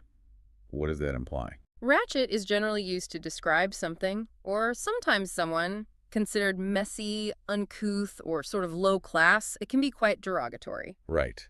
And if something seems a little suspicious or not quite right, You might say it's sus, which is just short for suspicious. sus. We touched on ghosting earlier in relationships, but it definitely fits here too, right? Just being ignored more broadly. Exactly. It's a sadly common experience in modern communication, regardless of the type of relationship. Getting ghosted. Yeah. And finally, for a nostalgic throwback on social media, we have TBT. Throwback Thursday, a reliable hashtag and excuse to share those old memories, usually photos. Always fun. Yeah. Okay, let's switch gears and look at how slang permeates the world of pop culture. It feels like these things spread like wildfire now. Oh, incredibly fast. Through music, viral internet trends, popular content, GOT is a perfect example.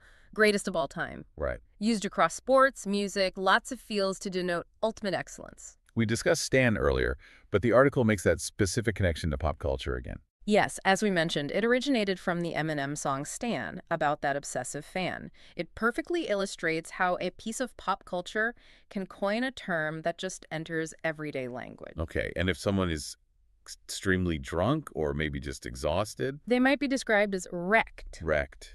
Okay, to peep something. Means to take a look or check it out, like peek this new song or peek my new shoes. And we have whip as slang for a car. That one's been around a while. It has, yeah. Still common, though. And fit makes another appearance here. Why do some terms seem to cross over different categories like this, like fit or glow up? It just highlights how versatile and adaptable slang can be, really. Fit, for example, is just a simple way to refer to an outfit. So it's relevant in everyday chat, fashion talk, pop culture commentary. Makes sense.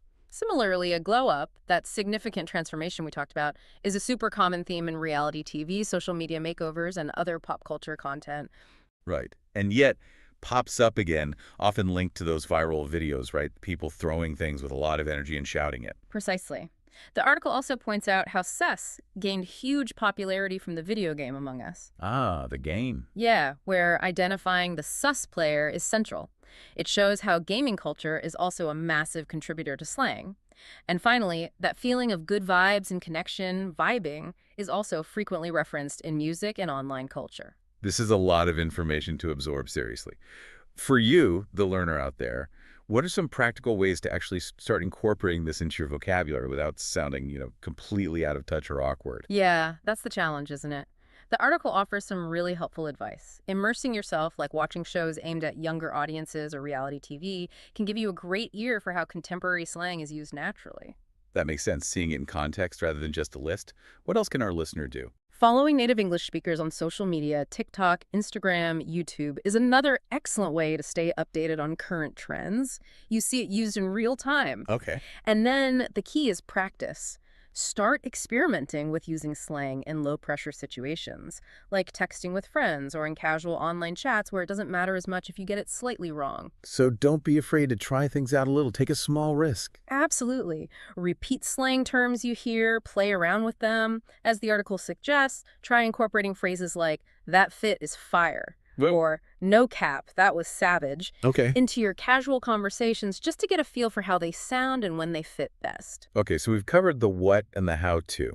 Now let's circle back to that really important point about using slang judiciously. Context really is everything, isn't it? It's absolutely crucial. The article clearly outlines those situations where slang is your friend and those where it's wiser to stick to more standard English. Yeah. Generally speaking, you're on safer ground using slang when interacting with friends in online communication and when engaging with informal video content, things like that. But it's probably best to avoid it in more formal or professional settings, Yeah. like work emails or presentations. Exactly. You generally want to steer clear of slang when writing academic papers, composing formal emails, or, as we said, participating in job interviews. Understanding your audience and the specific context is just paramount for effective communication. So the key takeaway here seems to be that English slang adds this really rich layer of personality and connection to the language. Definitely. It's a way to bond with others, understand the cultural landscape, Yeah. especially in pop culture. Precisely. And it's a constantly evolving phenomenon. That's the other key thing. New slang emerges, older terms fade out, sometimes really fast. Yeah. So staying curious and continuing to listen and learn is all part of the process. You can't just learn it once. This has been a truly fascinating deep dive into the world of slang. It really does feel like a constantly updating secret language sometimes. It kind of is. So here's a final thought for you, our listener, to consider. How does this rapid and continuous evolution of slang reflect broader cultural shifts and ongoing trends in how we communicate with each other? Good question. And what might the lifespan of a particular slang term, how quickly it appears and maybe disappears, tell us about its underlying cultural significance? Something to chew on. Until our next deep dive, keep exploring the ever-changing world. So, Doc, what's the verdict? Well, you're healthy as a horse, That's great. except for your diet. My diet? You've been living on coffee and chips. Your stomach is basically a garbage disposal. Hey, chips are vegetables. They're made from potatoes. And coffee is a bean, right? Exactly. You get me. No, I don't, at all. If I were your stomach, I'd quit. So what do I do? Eat something green. And no, green gummy bears don't count. Fine, one salad, but if I die of boredom, it's on you. What are you drinking? A green smoothie. Super healthy. It looks questionable. What's in it? Spinach, kale, carrots, a banana. Uh-huh. And why is it glowing? Glowing? No, it's just... Oh, wow, yeah, it's glowing. Did you blend batteries in there or something? It's a superfood. Superfoods glow, right? Superfoods, yes. Radioactive smoothies? Not so much. Oh, yeah, no, that's bad.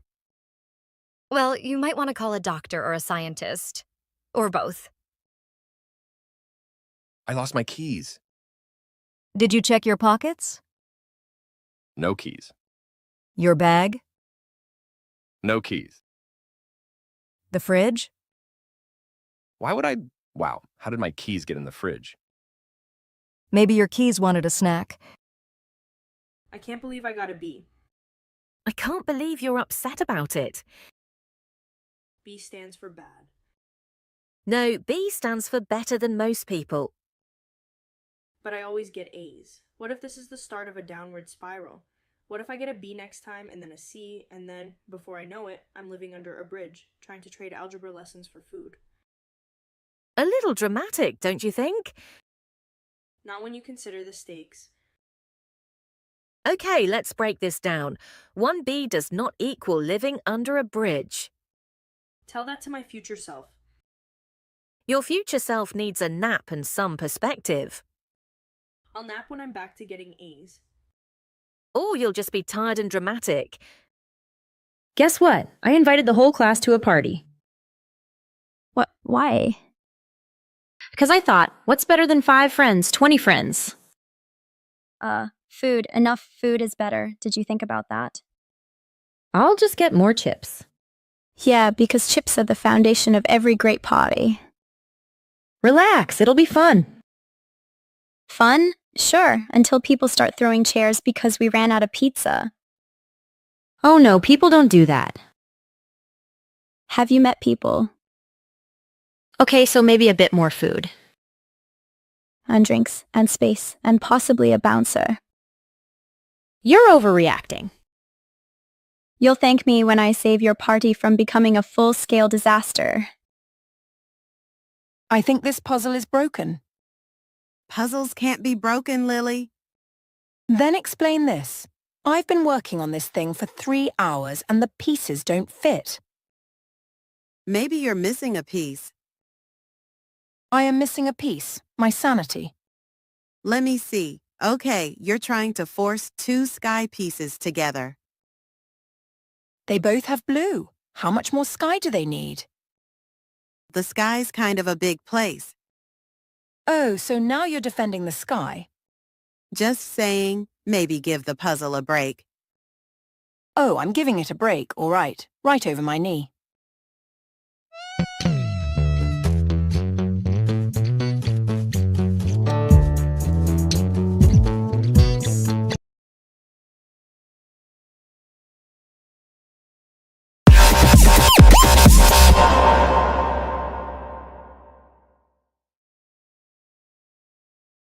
Let's learn living room items. Sofa.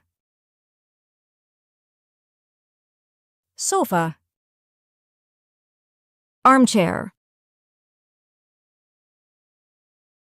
Armchair. Coffee table.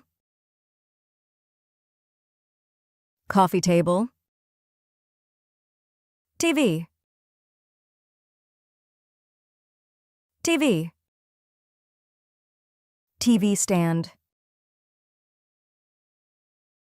TV stand.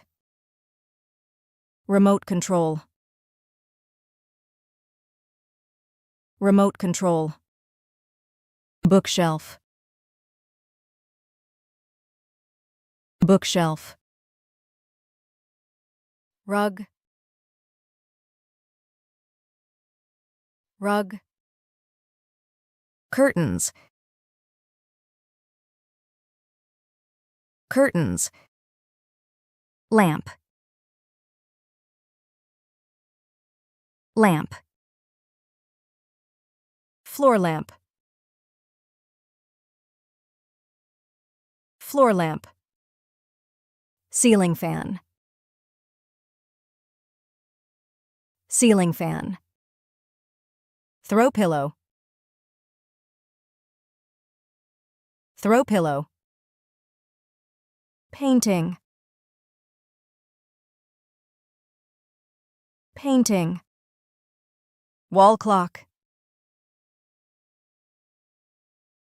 Wall clock. Picture frame. Picture frame. Side table. Side table. Vase. Vase. Candle. Candle. Speaker. Speaker.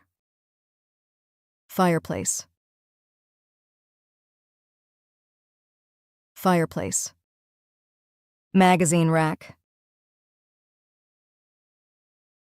Magazine rack. Plant. Plant. Flower pot. Flower pot. Coasters. Coasters. Shelf. Shelf. Photo album. Photo album. Magazine. Magazine. Newspaper. Newspaper. Game console. Game console. DVD player. DVD player. Stereo system. Stereo system. Carpet. Carpet. Recliner. Recliner. Books. Books. Decorative mirror. Decorative mirror. Storage box. Storage box. Remote holder. Remote holder. Footstool. Footstool. Candle holders. Candle holders.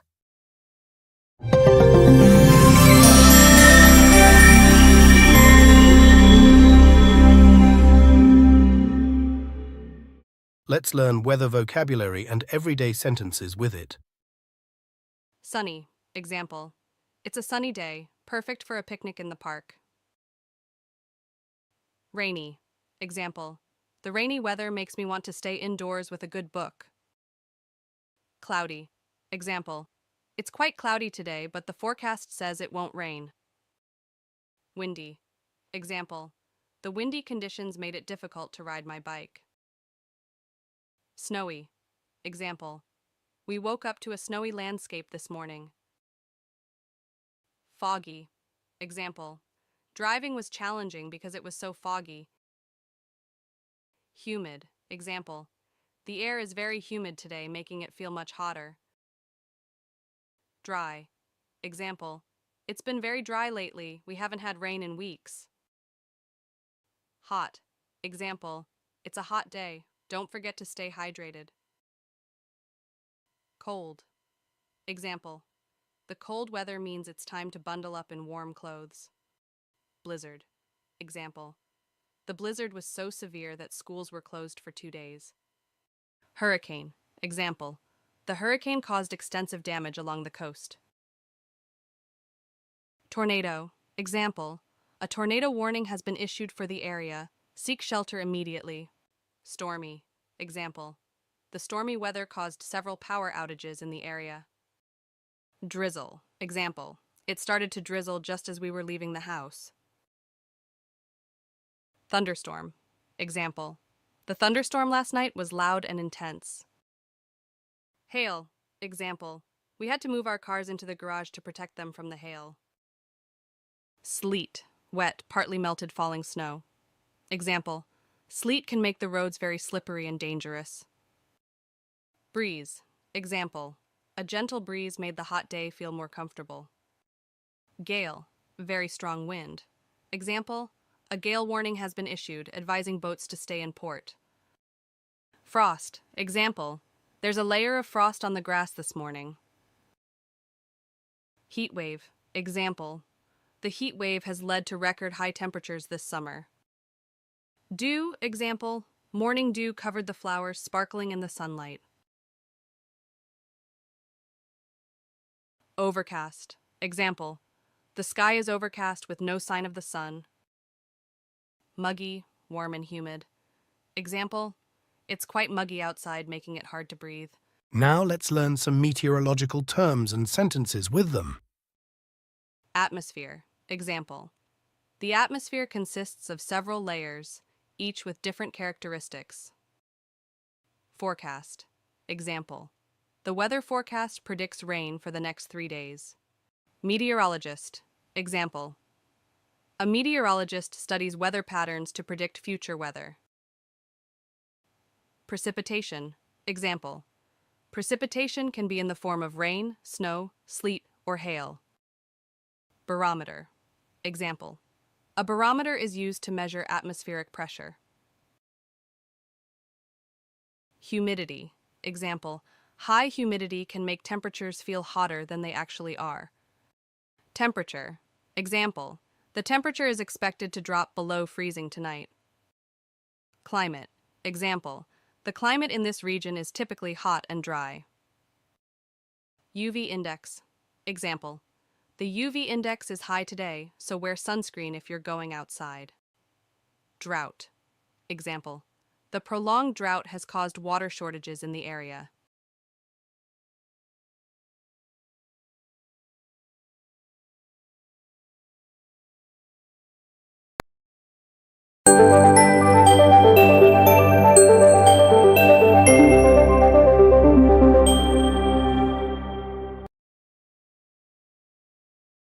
Hi there. Today we will learn 30 examples with I will. I will play the guitar. I will play the guitar. I will take a bath.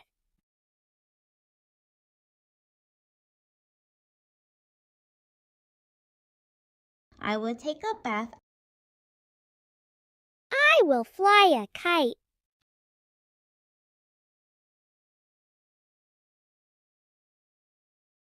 I will fly a kite.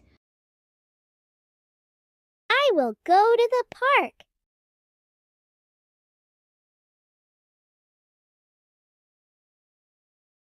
I will go to the park. I will draw with chalk.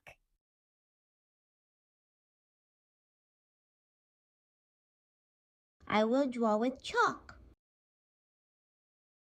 I will play with my dog.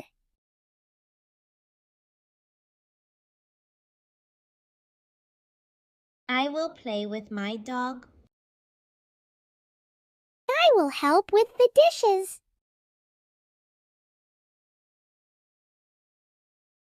I will help with the dishes. I will eat my vegetables. I will eat my vegetables. I will take a nap.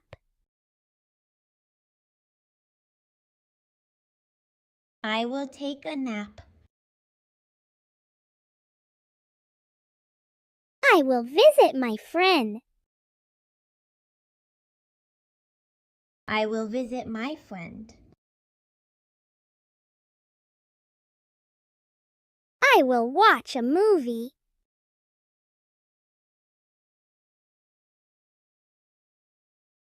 I will watch a movie. I will brush my teeth.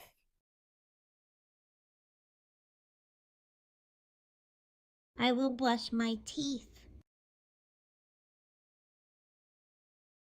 I will write a letter. I will write a letter. I will clean my room.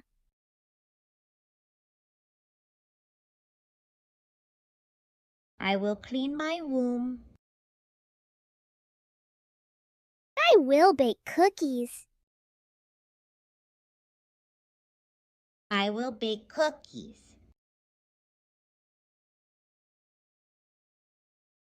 I will do my homework. I will do my homework. I will feed the cat. I will feed the cat.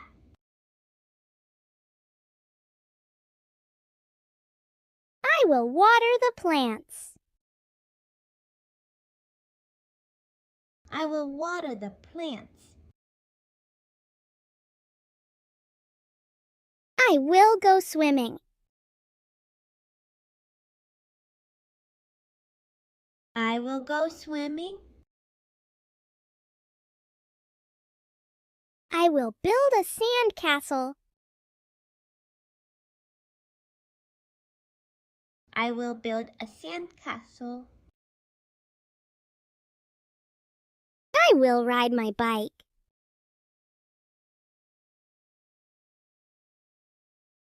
I will ride my bike. I will play with my toys. I will play with my toys. I will read a book.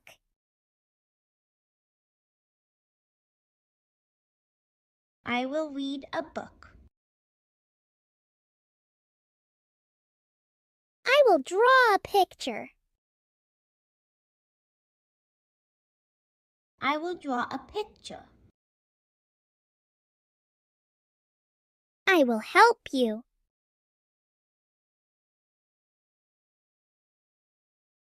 I will help you.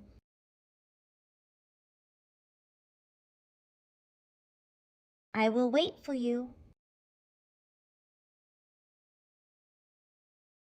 I will wait for you. I will wash my hands.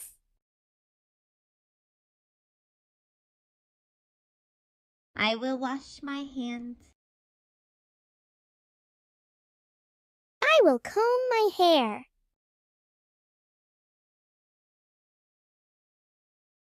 I will comb my hair.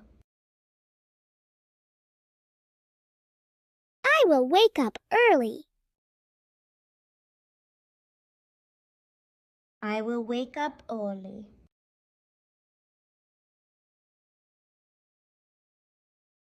I will sing a song.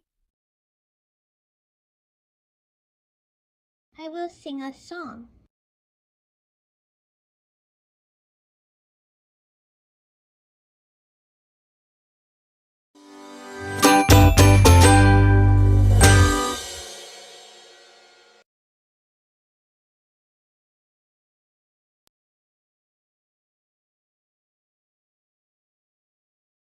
Apron. Oven mitts. Cutting board. Chef's knife. Can opener. Mixing bowl. Vegetable peeler. Colander. Strainer. Measuring cup. Measuring spoons. Whisk. Spatula. Ladle. Tongs. Rolling pin. Pastry brush. Kitchen scale. Timer. Food processor. Blender. Stand mixer. Toaster. Microwave. Coffee maker. Teapot. Tea kettle. French press. Coffee grinder. Spice jars. Oil dispenser. Flour shifter. Bread box. Cookie jar. Cake stand. Cupcake pan. Springform pan. Pizza cutter. Ice cream scoop. Egg slicer. Lemon squeezer. Nutcracker. Cheese grater. Soup ladle. Salad bowl. Tongs. Pancake griddle. aluminum foil, plastic wrap, ice cube trays,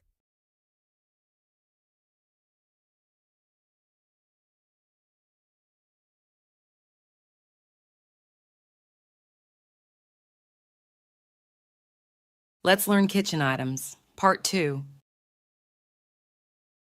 Cutlery. Cutlery. Spoon. Spoon. Fork. Fork. Napkin. Napkin. Sponge. Sponge. Cleaver. Cleaver. Corkscrew. Corkscrew. Plate. Plate. Saucepan. Saucepan. Cake slicer. Cake slicer.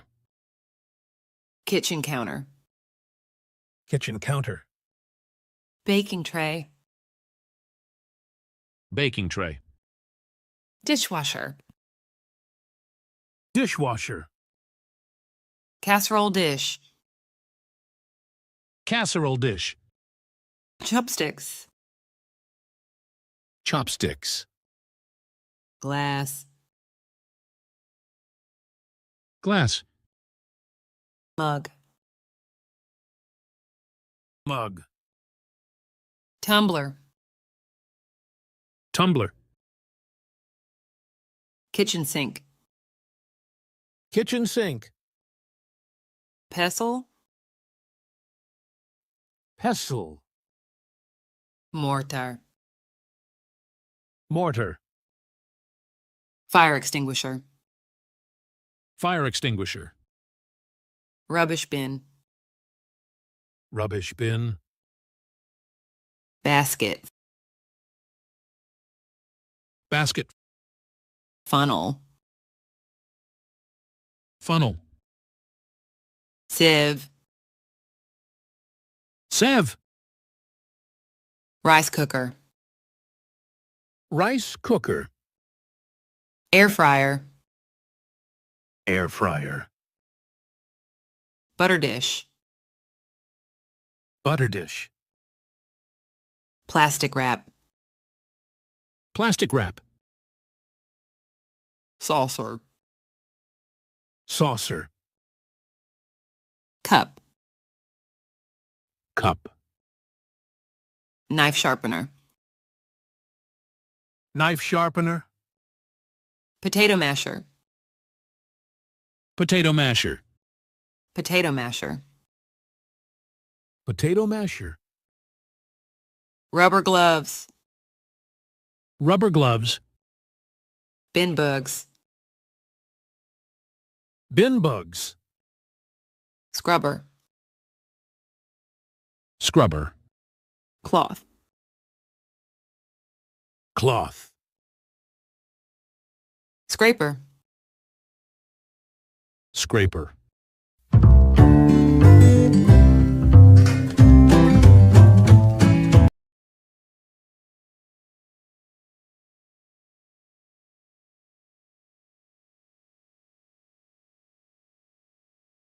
Our story begins on a warm summer night in 1911 in the heart of Paris.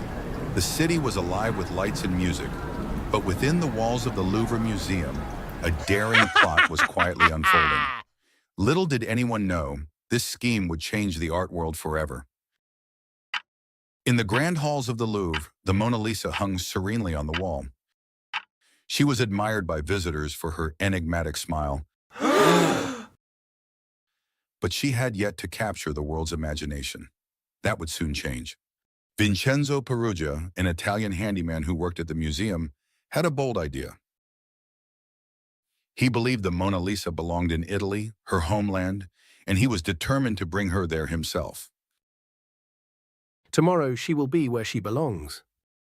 As the sun rose on August 21st, Vincenzo donned a white smock like those worn by the museum's workers. Blending in seamlessly, he moved through the halls, his heart pounding with anticipation. As the museum opened its doors to visitors, Vincenzo made his move. He slipped into the room where the Mona Lisa waited, her mysterious eyes watching him. With a swift and practiced hand, he lifted the painting from the wall, hiding it beneath his smock. No one noticed as he walked out of the museum, disappearing into the busy streets of Paris. The Mona Lisa was gone. The next day, the museum staff discovered the empty space where the Mona Lisa had hung. Panic spread through the halls like wildfire. How could someone steal such a masterpiece from right under their noses? The Mona Lisa is missing. Sound the alarm! News of the theft spread quickly. It was the talk of Paris, then the world. People were fascinated by the audacity of the crime and the mystery of the painting's disappearance. The Mona Lisa, the pride of the Louvre, has vanished. Who could have taken her? For 2 long years, the search for the Mona Lisa continued. Detectives scoured Paris, questioning everyone, but the painting remained hidden. The mystery only fueled her fame, turning the Mona Lisa into a legend. People whispered about her in cafes, wrote stories about her, and speculated about her fate. She was no longer just a painting. She was an enigma. In 1913, Vincenzo Peruggia attempted to sell the Mona Lisa to an art dealer in Florence, believing his mission was finally complete. But the dealer, suspicious of such a famous painting appearing in his gallery, alerted the authorities. The police arrested Vincenzo, and the Mona Lisa was safely returned to the Louvre. Her return was celebrated across the globe. People flocked to see her, eager to glimpse the painting that had captured the world's imagination. She's back. The Mona Lisa is back. The theft and return of the Mona Lisa transformed her into the most famous painting in the world.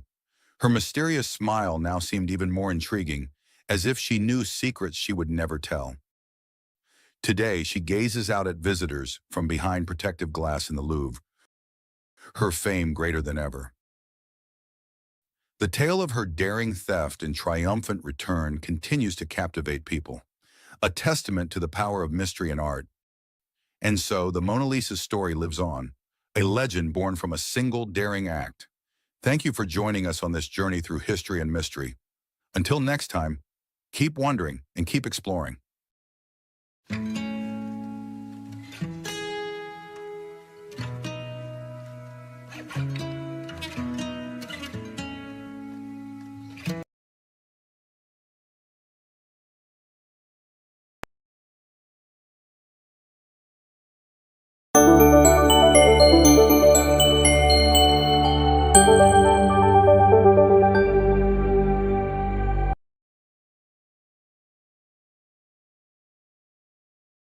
Clean. Dirty. Wet. Dry. Strong. Weak. Heavy. Light. Hot. Cold. Big. Small. Near. Far. Happy. Sad. Full. Empty. Light. Dark. Young. Old. Early. Late. Tall. Short. Rich. Poor. Loud. Quiet. Thick. Thin. Beautiful. Ugly. Calm. Excited. Generous. Stingy. High. Low. Sweet. Sour. Honest. Dishonest.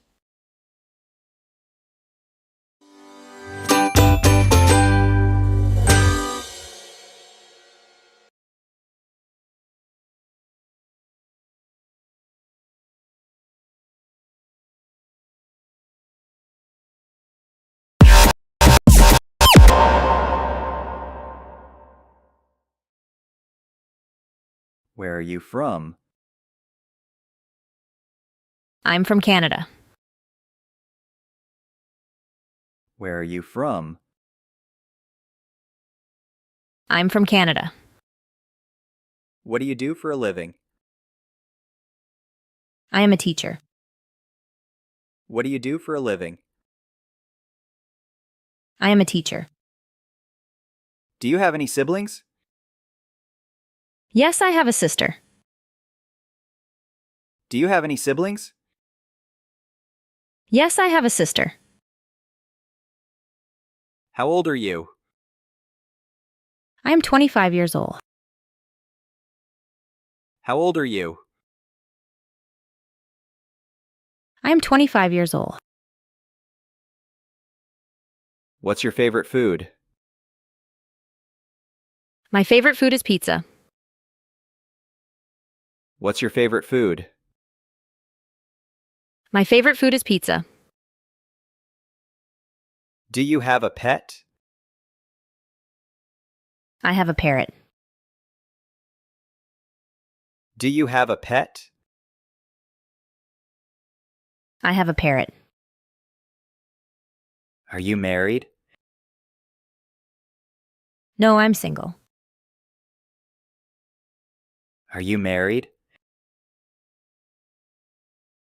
No, I'm single. What's your favorite color? My favorite color is blue. What's your favorite color? My favorite color is blue. Can you speak another language? Yes, I can speak Spanish. Can you speak another language? Yes, I can speak Spanish. What's your favorite TV show? My favorite TV show is Friends. What's your favorite TV show?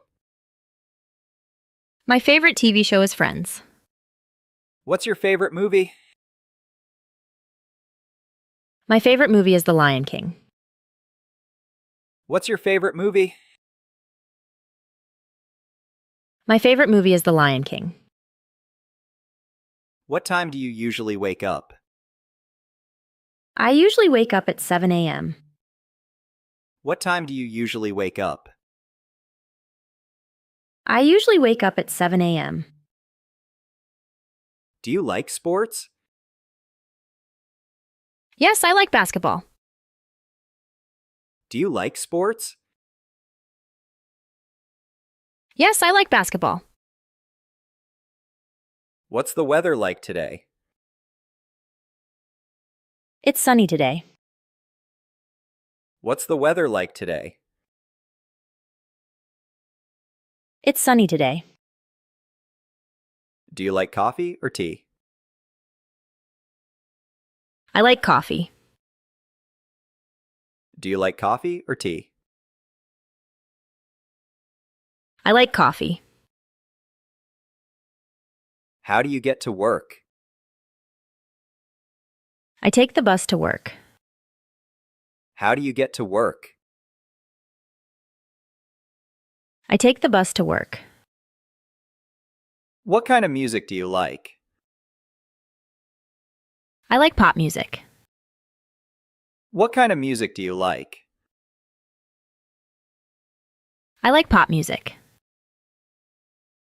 Can you drive? Yes, I can drive. Can you drive? Yes, I can drive. Do you live in a house or an apartment? I live in an apartment. Do you live in a house or an apartment? I live in an apartment. What is your favorite season? My favorite season is summer. What is your favorite season? My favorite season is summer. What did you do yesterday? I went shopping. What did you do yesterday? I went shopping. What time do you usually go to bed? I usually go to bed at 11 p.m. What time do you usually go to bed? I usually go to bed at 11 p.m. How often do you exercise? I exercise 2 times a week. How often do you exercise? I exercise 2 times a week. Do you like cooking? Yes, I like cooking. Do you like cooking? Yes, I like cooking. Do you like reading? Yes, I love reading. Do you like reading? Yes, I love reading. What is your favorite book?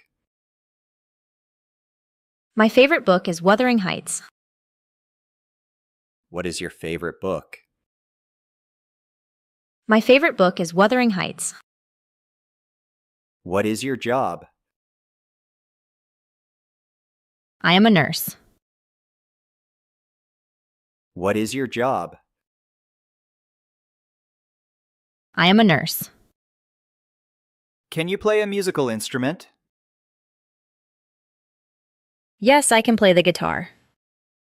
Can you play a musical instrument? Yes, I can play the guitar. Do you prefer the city or the countryside? I prefer the countryside. Do you prefer the city or the countryside? I prefer the countryside.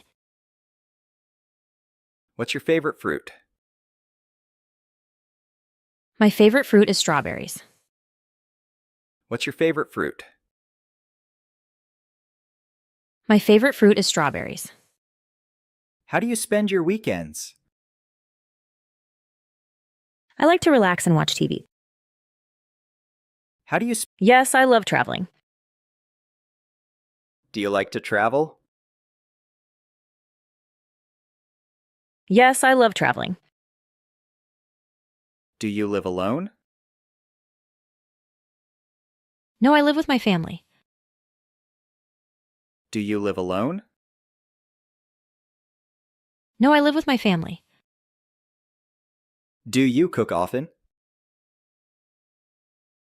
Yes, I cook almost every day. Do you cook often?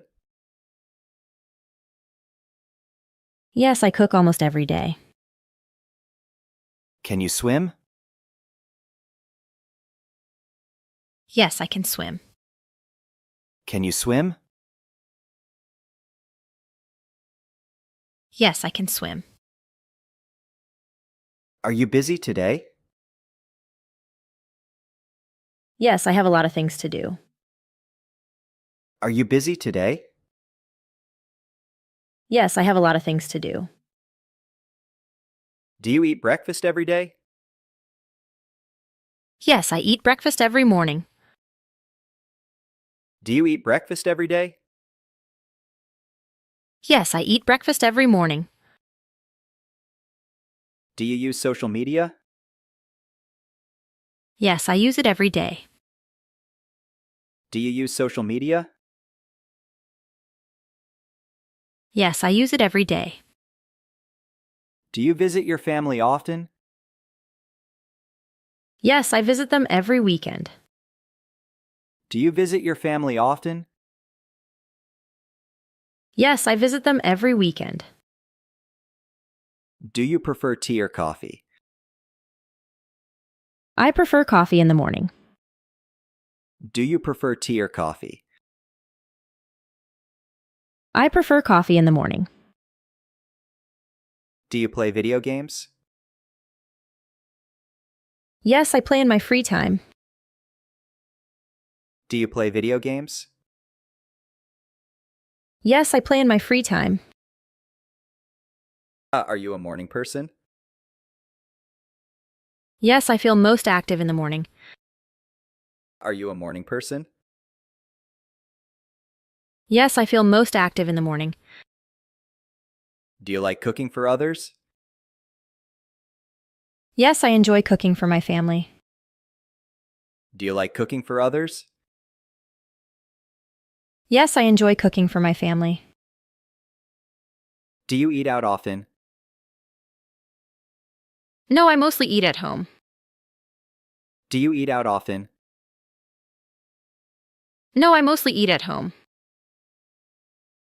Can you dance? Yes, but not very well. Can you dance? Yes, but not very well. Do you work on weekends? No, I have weekends off. Do you work on weekends? No, I have weekends off. Are you a fast reader? No, I read slowly. Are you a fast reader? No, I read slowly. Are you afraid of spiders? Yes, spiders scare me. Are you afraid of spiders? Yes, spiders scare me. Do you like rainy days? Yes, I find them relaxing. Do you like rainy days? Yes, I find them relaxing. Do you follow the news? Yes, I read the news online. Do you follow the news? Yes, I read the news online. Do you prefer the beach or the mountains? I prefer the beach. Do you prefer the beach or the mountains? I prefer the beach. Do you like spicy food? Yes, I love spicy food. Do you like spicy food? Yes, I love spicy food. Do you play any outdoor sports? Yes, I like playing tennis. Do you play any outdoor sports? Yes, I like playing tennis.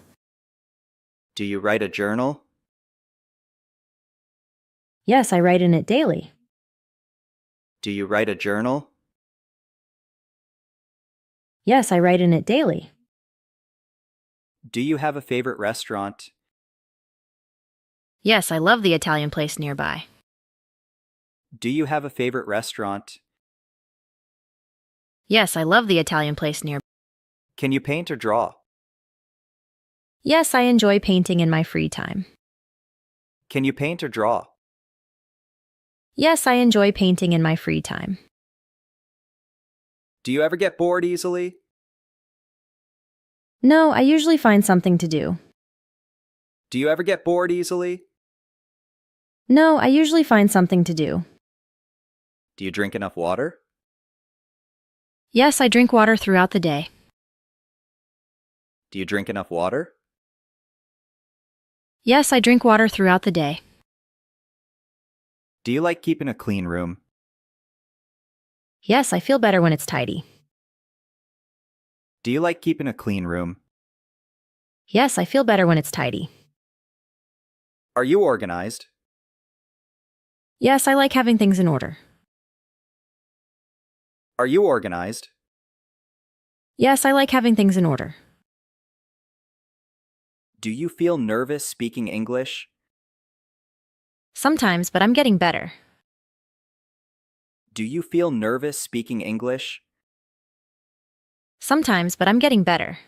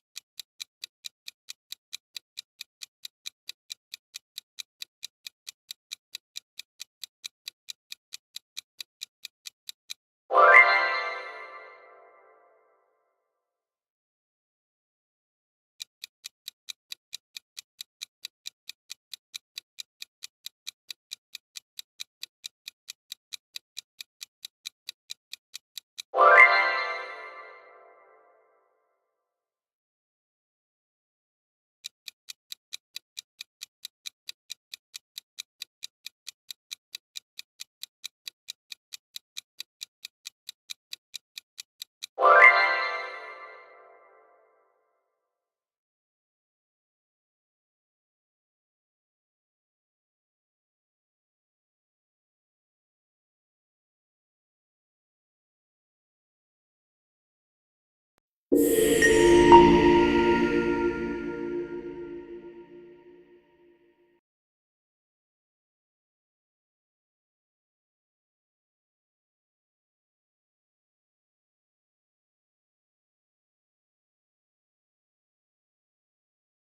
a minute, Chris?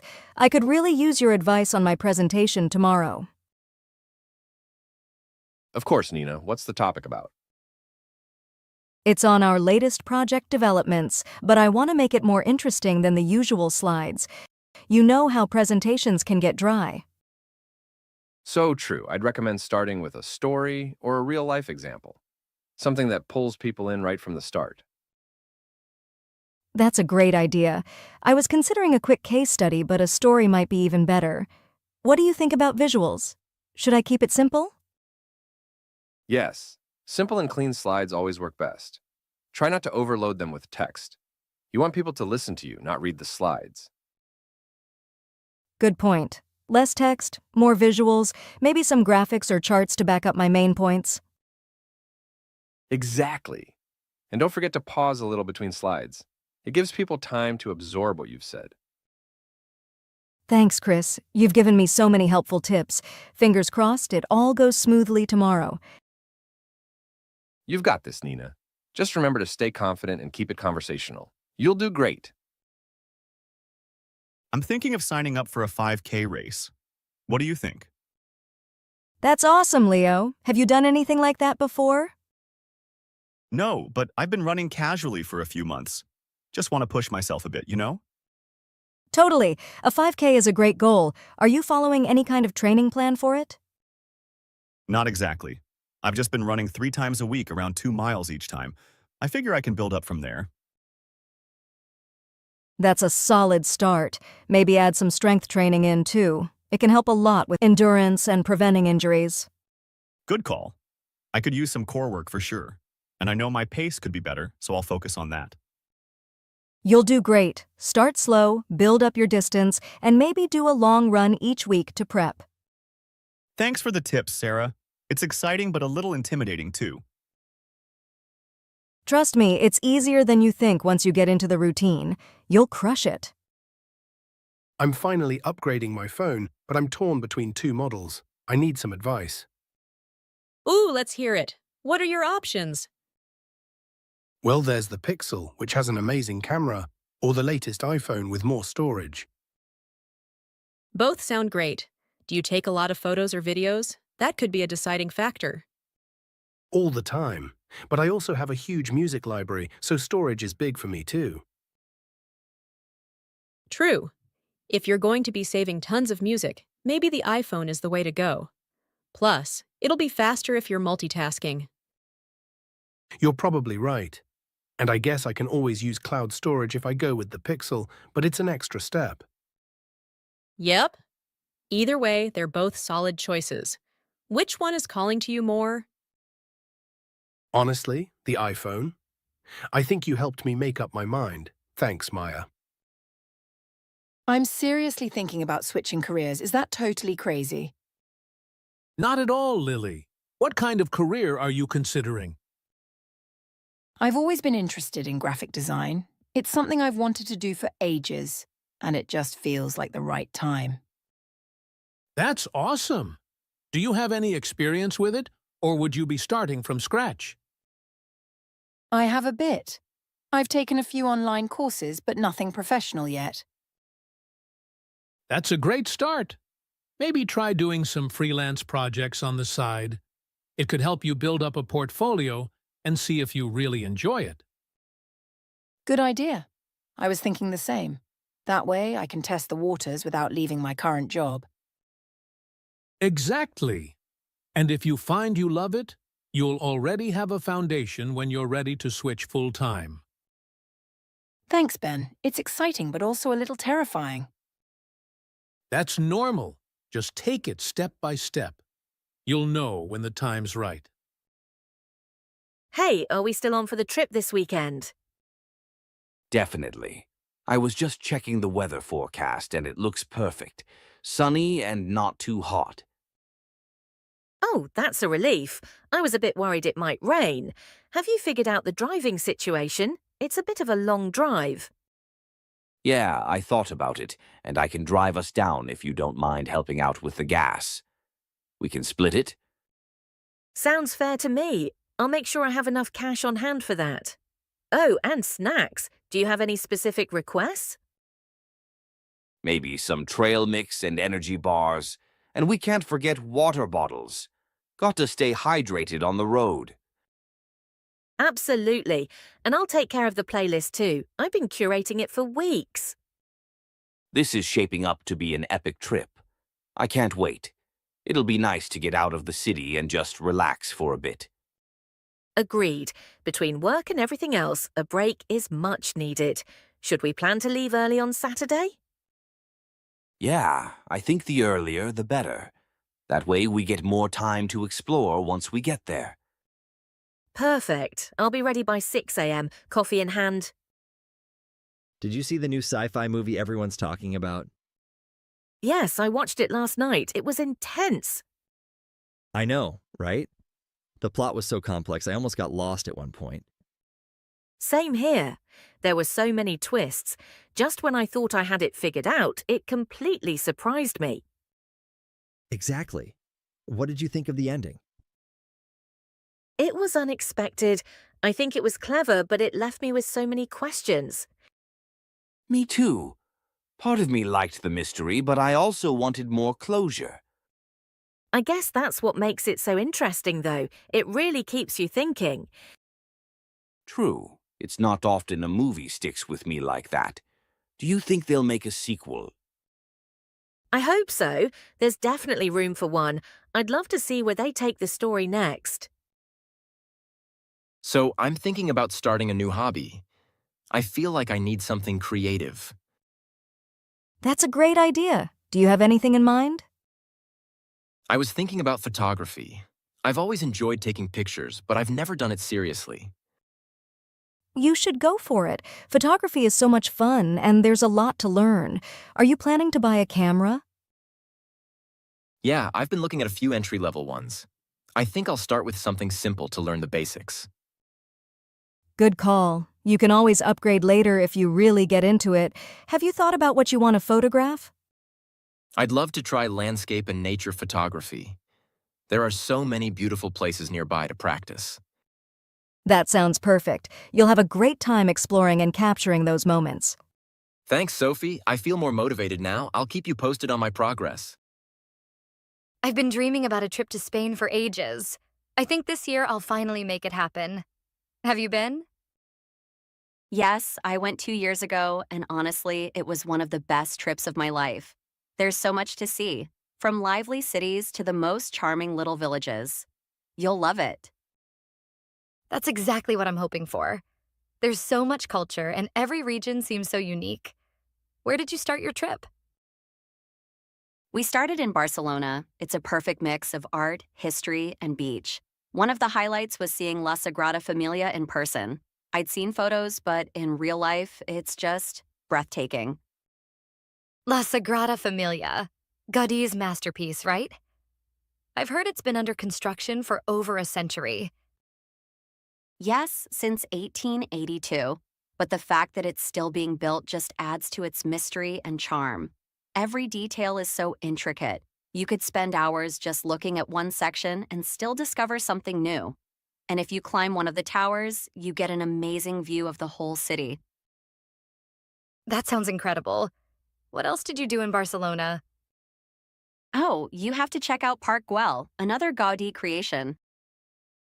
It's a public park with colorful mosaics and unusual architecture that feels almost like a fantasy world. The view from there is gorgeous too. And let's not forget the food. Tapas everywhere.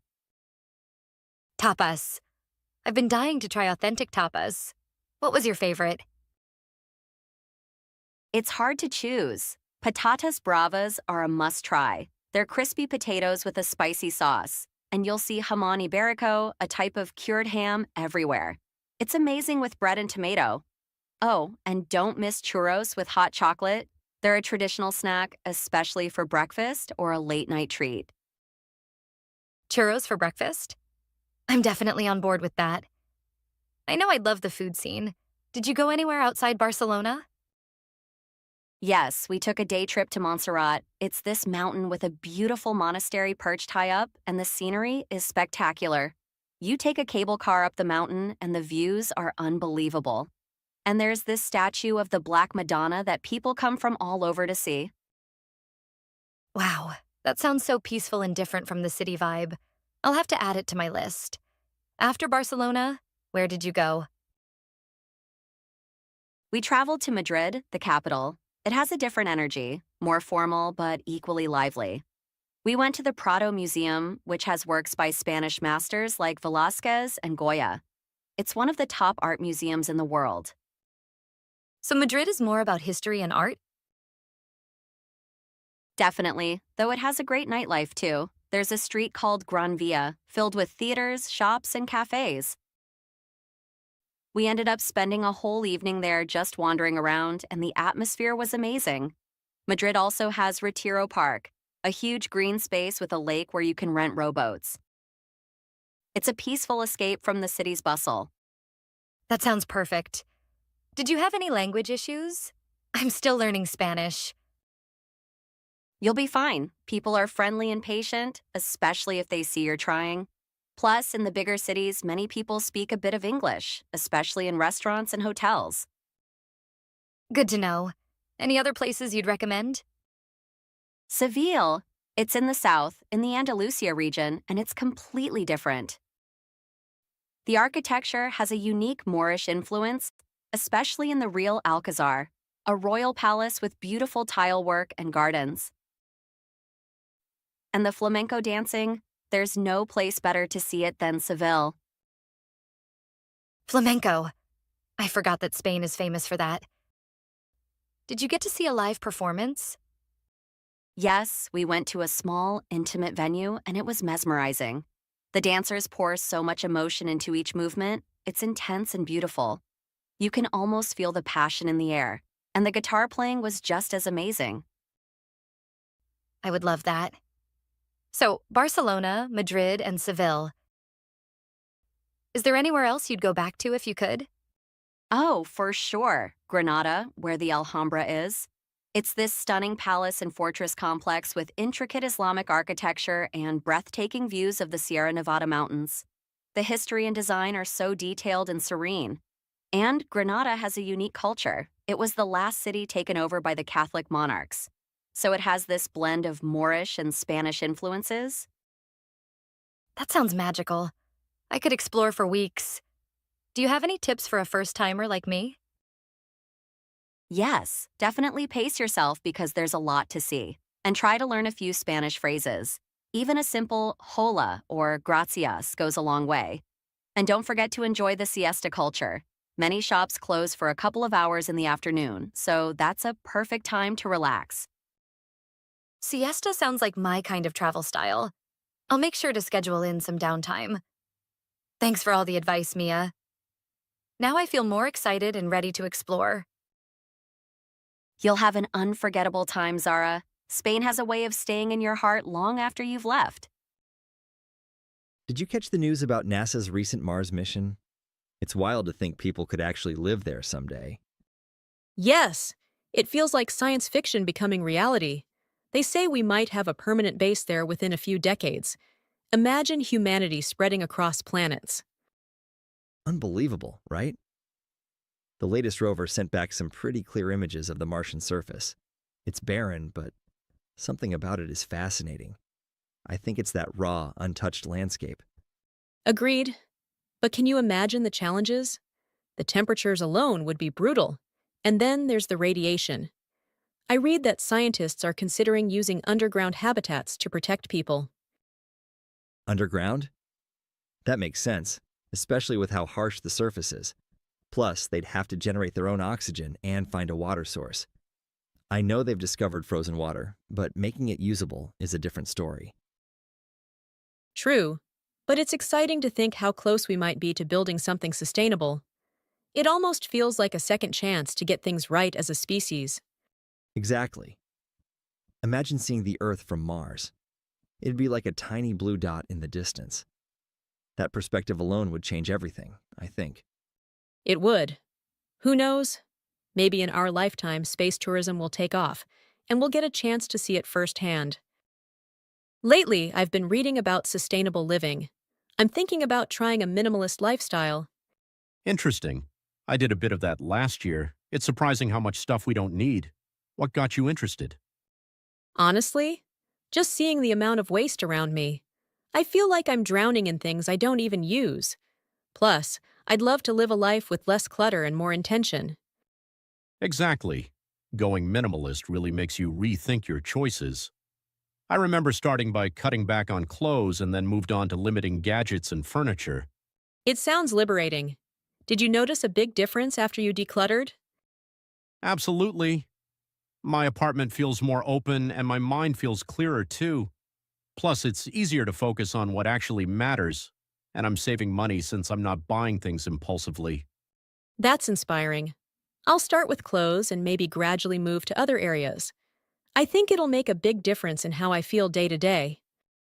You know, I've always dreamed of going on a safari in Africa. I think it's my #1 bucket list item. That sounds incredible. Imagine seeing lions and elephants up close in the wild. Have you looked into where you'd go? Yeah, I'm thinking Tanzania or Kenya. Both have amazing national parks, and I hear the Serengeti is a life-changing experience. I can see why. I've heard there's a migration of millions of wildebeests every year. It must be incredible to witness that. Exactly. Plus, I'd love to stay in one of those eco lodges where you can fall asleep to the sounds of nature. It's like a real escape from everything. Sounds perfect. You should definitely make it happen. It's one of those things you'd remember forever. You're right. I think it's time to start saving up and planning. Life's too short not to experience a little adventure. I'm thinking about doing a social media detox for a month. It feels like I'm always checking my phone, and it's exhausting. I've actually done that before.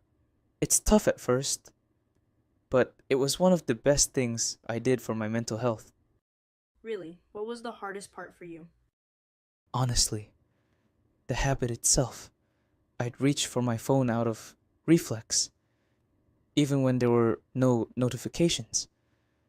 But after a week, I felt way more present. I can imagine. I'm a bit worried about missing out on things or not staying connected, though. You do feel a bit out of the loop, but it's worth it. I used the time to reconnect with myself and focus on real-life relationships. It made social interactions feel more meaningful. Sounds like a great experience. Maybe I'll start with a week and see how it goes. Who knows, maybe I'll even enjoy it. I bet you will. And if you feel the urge to check something, pick up a book or go for a walk. You'll be surprised at how refreshing it feels. Hey, I've been thinking about a career change. I know I have a stable job, but it's not really fulfilling anymore. Really? What kind of change are you thinking of? I want to work with people, maybe in psychology or social work. I feel like helping others would give me a sense of purpose. That sounds rewarding for sure. But making such a big shift can be scary, especially after being in one field for so long. True. I'm nervous about starting over, but every time I think about it, I get excited. I guess the real question is if I'm ready to take the risk. Well, sometimes it's the risk that lead to the most rewarding paths. Maybe try taking some classes or volunteering to test the waters. Good idea. That way, I'll get a feel for it without committing too soon. Thanks for the advice, Liam. It's good to talk this through. Anytime, Grace. Follow what excites you. It usually leads somewhere worth going. So, our company's rolling out this new AI system next month. I have mixed feelings about it.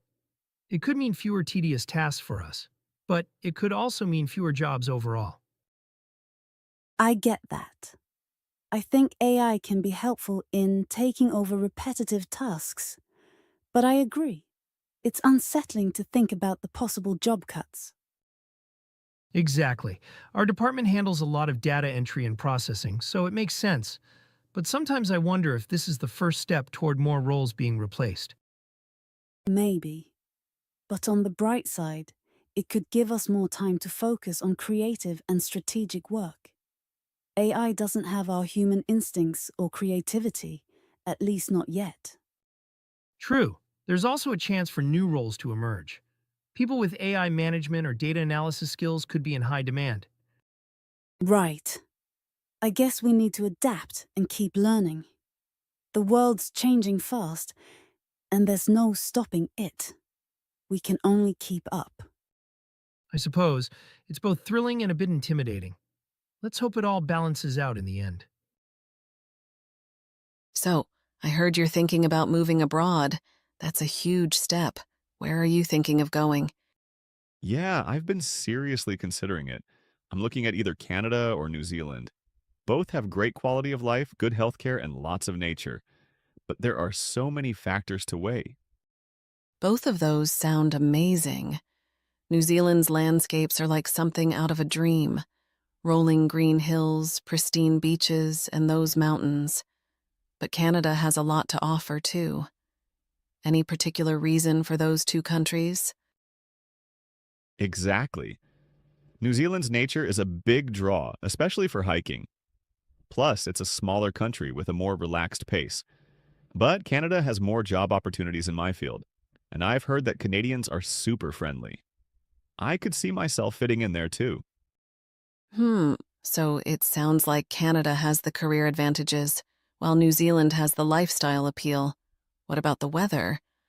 I've heard Canadian winters can be brutal if you're not used to them. Yeah, that's one of my biggest concerns with Canada. The winters are long and cold, and I've never lived somewhere that's snowy before. New Zealand, on the other hand, has pretty mild weather all year round, though it can be a bit rainy. I'm okay with rain if it means avoiding freezing temperatures. That's fair. The climate really does affect your day-to-day life more than you'd think. So, what's holding you back? It sounds like you've already got your pros and cons down. True, but it's just such a big move, you know? I'd be leaving behind my family, my friends, everything I know. And even though both countries speak English, I think there will still be a culture shock. I'm nervous about feeling out of place. That makes sense. Moving abroad isn't easy, especially the first few months.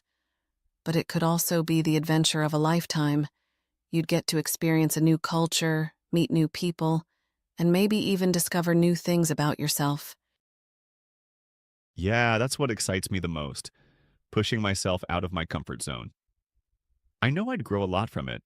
I've also been reading about the healthcare and education systems in both places, and they seem really strong. Canada has universal healthcare, which is a big plus, but I'd also love for my kids to grow up close to nature, which New Zealand offers. That's a great point. It sounds like either way, you'd be moving to a country with a good quality of life. Do you know anyone in either place? Not really. I have a cousin in Vancouver, but that's about it. I've been trying to connect with people online, though, like in expat groups and forums. It's actually been helpful hearing other stories about moving abroad. Some talk about the loneliness at first, but most say they don't regret the decision. That's smart. It sounds like you're really doing your homework. And hey, you could always plan an extended visit to one of the places before committing fully. Sometimes a few weeks there can tell you if it feels like home. That's true. Maybe I'll visit New Zealand first. I can hike, get a feel for the local life, and see if I feel the connection. I think experiencing a place firsthand would help make the decision clearer. That sounds like a solid plan. Whatever you choose, Marco, it's going to be a memorable experience. And remember, home will always be here if you ever want to come back.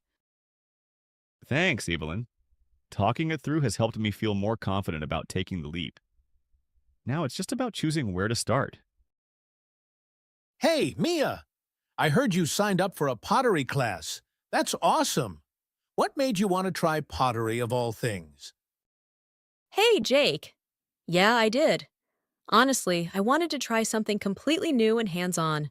With my job, I'm always on the computer, so I thought, why not get my hands a bit dirty? Plus, pottery seems so calming. You get to create something from scratch with your own hands. That's true. I've never tried it myself, but I've heard it can be therapeutic. Do you know what kind of things you'll be making? We're starting with the basics, just simple bowls and mugs for now. It's harder than it looks, though. You have to learn how to center the clay on the wheel, which is a lot trickier than I expected. My first bowl was a little lopsided, to be honest. Hey, that's part of the charm. Handmade pottery doesn't need to be perfect. That's what makes each piece unique, right? Exactly. That's what I love about it. And once I get better, I can make gifts for friends and family. There's something special about giving someone something you made with your own hands. That's such a great idea. I'd love to try it someday, too. How's the learning curve? Is it tough to get started? It can be, especially when it comes to controlling the wheel. It takes a lot of coordination and patience, but it's worth it. And our instructor is great. He says the clay tells you how it wants to be shaped if you just listen, which I thought was a beautiful way to put it. I like that. Listening to the clay. It sounds like more than just a skill. It's almost like an art form. Do you feel like you're getting the hang of it? Slowly but surely. It's been about a month, and I'm starting to feel more comfortable with the process. Last week, I even made a small plate, and it actually turned out okay. I'm excited to eventually try making larger pieces like a vase. A vase would be impressive. Have you tried painting or glazing them yet? Not yet. That's a whole other skill in itself. We're going to learn glazing next month. I've seen some amazing glazes.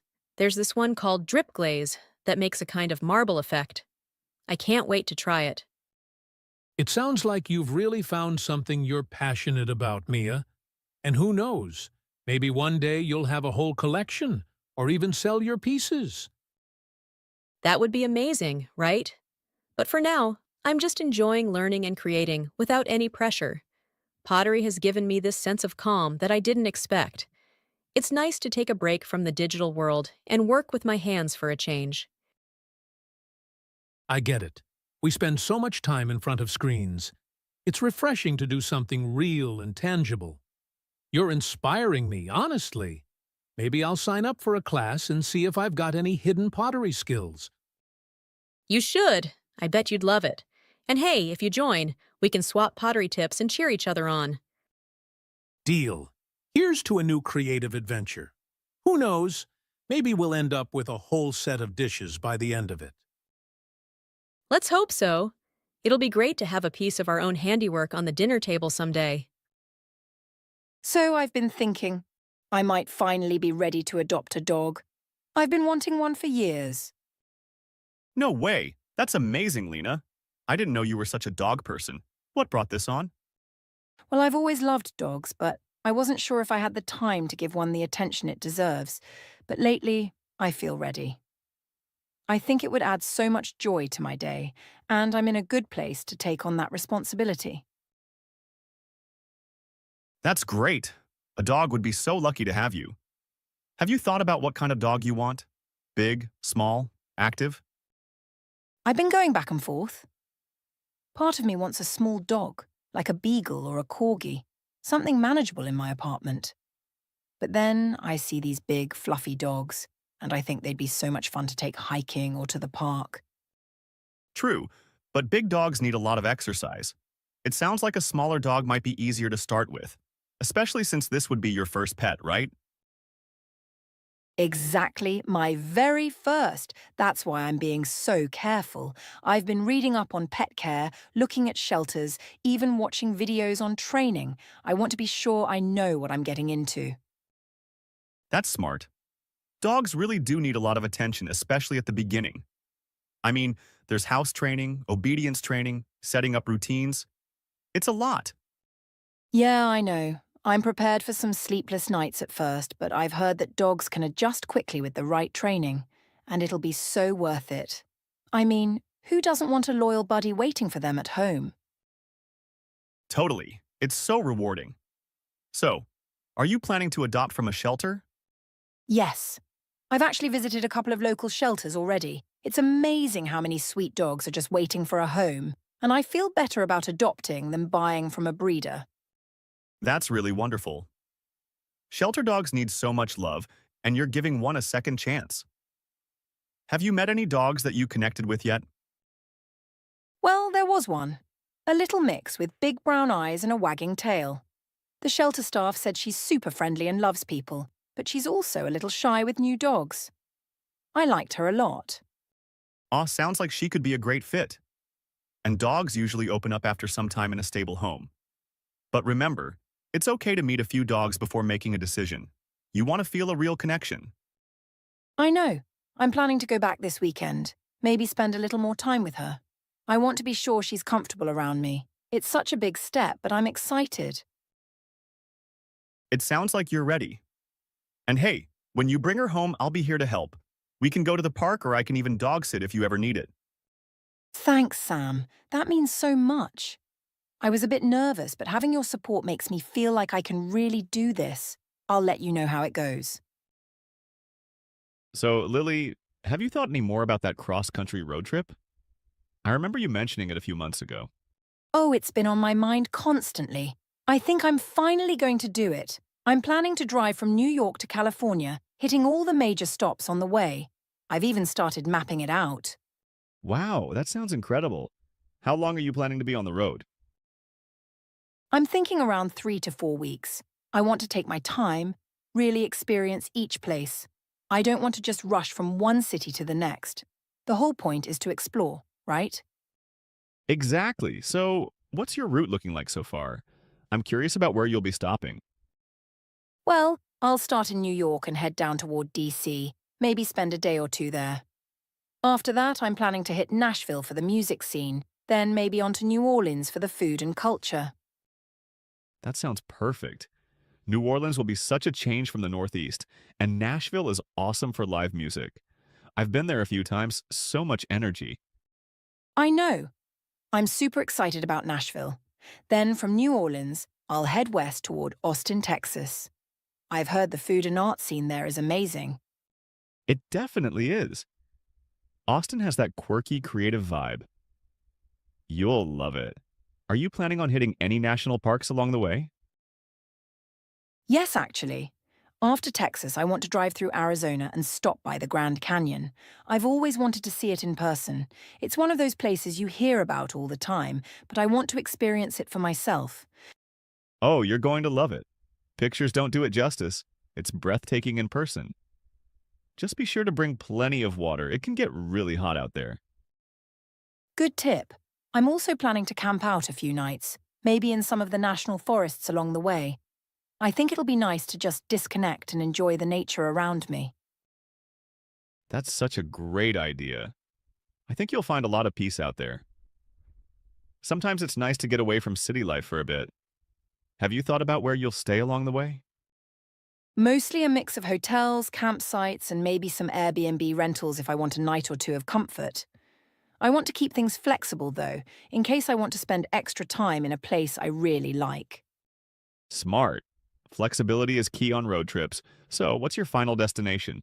You said California? Any particular city? San Francisco. I have a cousin there, and it'll be nice to have a familiar face after all that travel. Plus, I want to see the Golden Gate Bridge, the redwood forests, and maybe take a quick drive down to LA. That's amazing, Lily. You're going to make so many memories.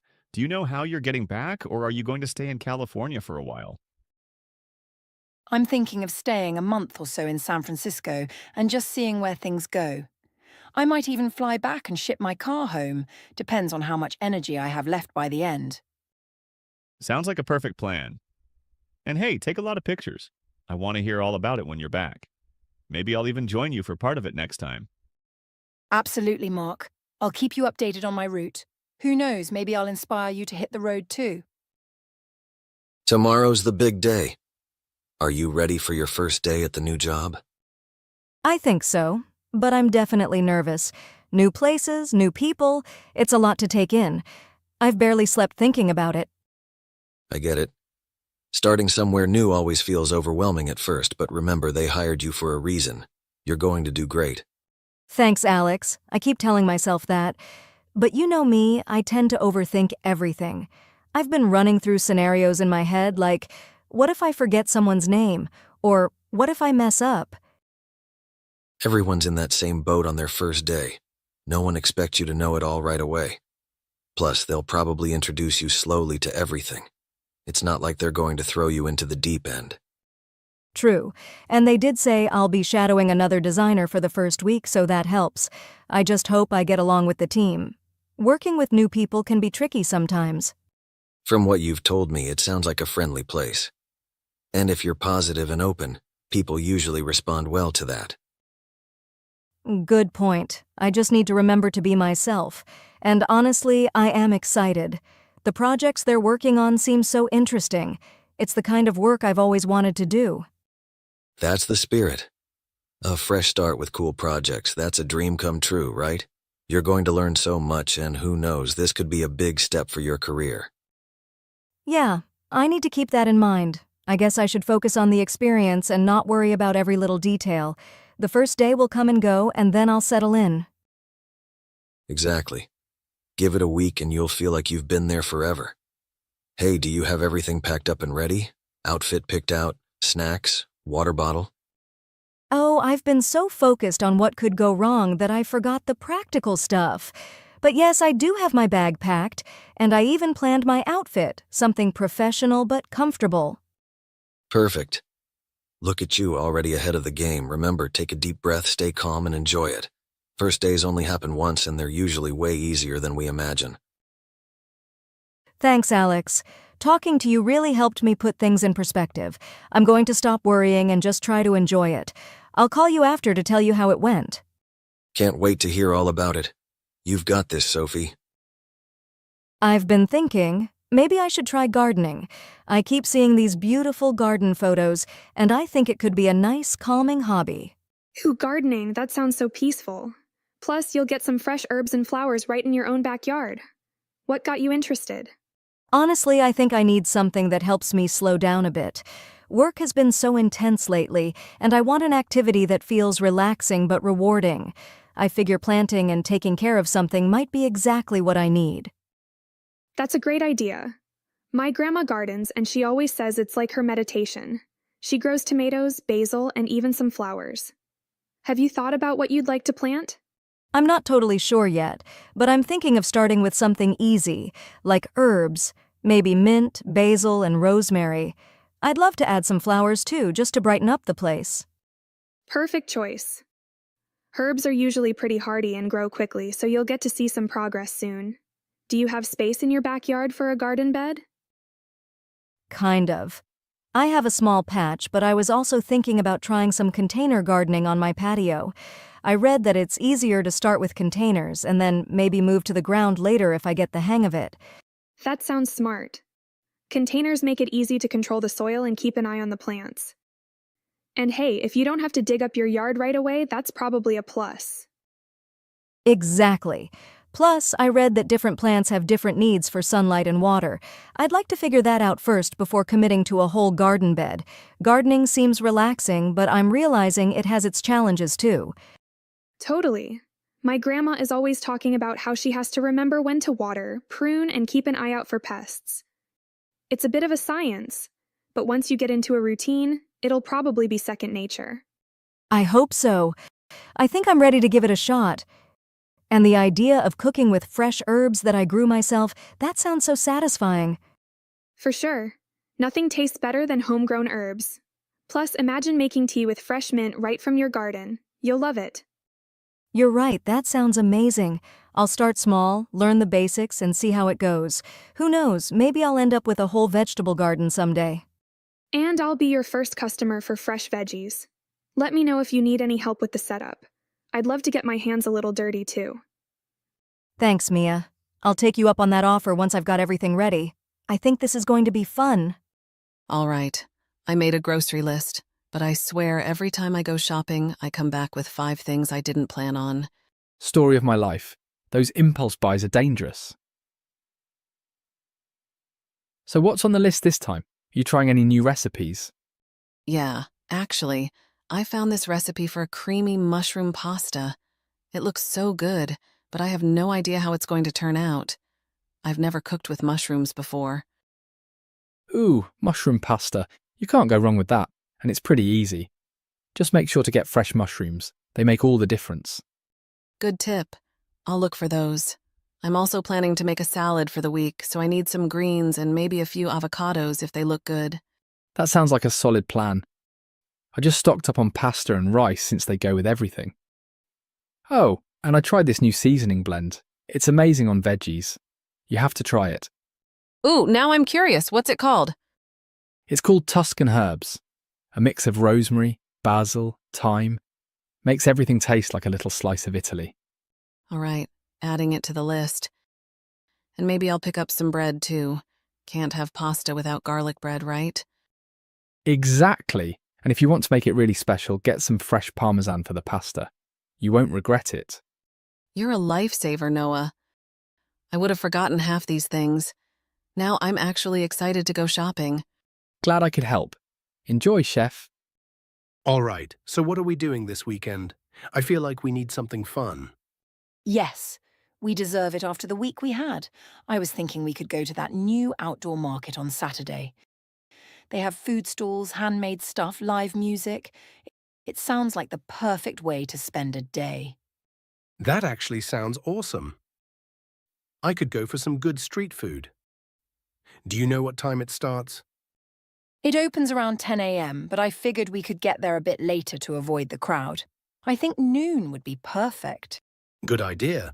And then, if we're feeling up to it, we could check out that art exhibit downtown in the afternoon. They're showing local artists this month, and I've been meaning to go. Ooh, yes. I heard some of the pieces are interactive too, and they have a little coffee corner inside, so we can grab something if we need a break. Perfect plan. Food, art, and coffee, all my favorite things in one day. Do you think we'll need tickets for the exhibit? I think so, but they're only $10. Let's check the website tonight to make sure it's not sold out. Sounds good. Oh, and maybe after, if we're not too tired, we could go to that outdoor movie screening at the park. They're showing classic comedies this weekend. Yes, let's do it. We can bring blankets, snacks, make a whole evening of it. I'm so glad we're doing this, Jake. Same here. Saturday's going to be epic. I'll make sure to bring my camera. This sounds like a day worth capturing. Thank you for coming in today, Sarah. We're excited to learn more about you and your creative process. Could you start by telling us a little about your background? Of course. I studied graphic design in college, and after graduation, I worked with a small agency where I had the opportunity to work on everything from branding to digital ads. That experience taught me to adapt to various styles and client needs. That's great to hear. It sounds like you're comfortable working with a range of projects. Could you walk me through one of your favorite projects and what made it memorable? Sure, one of my favorite projects was actually a rebranding for a local coffee shop. They wanted a modern, minimalist look, but still wanted to keep a cozy, welcoming vibe. I researched color palettes, designed new logos, and even helped with the menu design. Seeing my work in an actual business space was incredibly rewarding. That sounds fantastic. So from concept to execution, you were heavily involved? In this role, we're looking for someone who can balance creativity with strategic thinking. How do you ensure your creative ideas align with a client's goals? I think it all starts with understanding the client's vision. I usually hold a brainstorming session where I ask a lot of questions to understand their needs and what they hope to achieve. Once I have a clear vision, I let my creativity flow, but always refer back to their core message to make sure everything aligns. Impressive. We definitely value someone who puts the client's vision first. Let's talk a bit about challenges. What's been the most challenging project you've worked on, and how did you handle it? Good question. I once had a project where a client's vision kept evolving. Every week, they'd introduce new ideas, which made it difficult to keep on track. I decided to have a candid conversation with them about the scope and timeline, and we agreed on a few final revisions to keep us both focused. It was a lesson in patience, but also in clear communication. That's such a valuable skill. So before we wrap up, is there a specific goal you have for yourself in a role like this? Absolutely. My goal is to take on more responsibility in creative direction, overseeing a project from concept to launch while collaborating with other creatives. I feel this role could help me develop those skills. That's wonderful, Sarah. Thanks again for coming in and sharing your experiences with us. We'll be in touch soon. Thank you for coming in, Natalie. We're always excited to meet young chefs interested in this apprenticeship. So, tell me, what inspired you to pursue a career in cooking? Thank you, Chef Marquez. I've loved cooking since I was a kid. My family would gather every Sunday for a big meal, and I was always in the kitchen, helping my grandmother with everything from chopping vegetables to seasoning sauces. Watching people enjoy what we'd made together, it just made me realize that cooking could be more than a hobby for me. That's wonderful. Cooking with family can really ignite that passion. So, what would you say is your favorite type of cuisine to work with? That's tough. I love Italian cuisine, mainly because it feels so comforting and rooted in tradition. But I also enjoy experimenting with Asian flavors and learning to balance spices, especially in Thai and Japanese cooking. Each cuisine has such a unique approach, and I love adapting new techniques into my own style. A true chef at heart, always experimenting. Now, this apprenticeship will involve long hours and a lot of precision. Our kitchen can get intense, especially during service. Do you have experience working under high pressure? Yes, I worked part-time in a busy restaurant last year. It was my first real kitchen job, and I quickly learned how to handle multiple orders, stay organized, and keep calm, even when we had full tables. It was overwhelming at first, but I grew to love the adrenaline rush. I feel like I really thrive under that kind of pressure. That's good to hear. Adaptability and resilience are essential in this line of work. Tell me, what's the most challenging dish you've tried to master? I'd say mastering a classic French soufflé was the hardest for me. I must have tried it a dozen times before I got the rise and texture just right. One small mistake, and the whole thing could collapse. But I kept practicing and refining my technique until I finally got it. It was definitely a lesson in patience and precision. Soufflés require such care. Nicely done. Here, our apprentices learn both modern and traditional cooking methods. We love to teach the science behind every technique. How comfortable are you with learning about the chemistry of cooking? I'd love that, actually. I think understanding the science would help me make better choices in the kitchen. I've read about how acids, like lemon or vinegar, can enhance flavors, and I'm always interested in learning why some flavors pair so well together. I feel like a deeper knowledge could really elevate my cooking. You're right. Understanding the why behind cooking can make all the difference.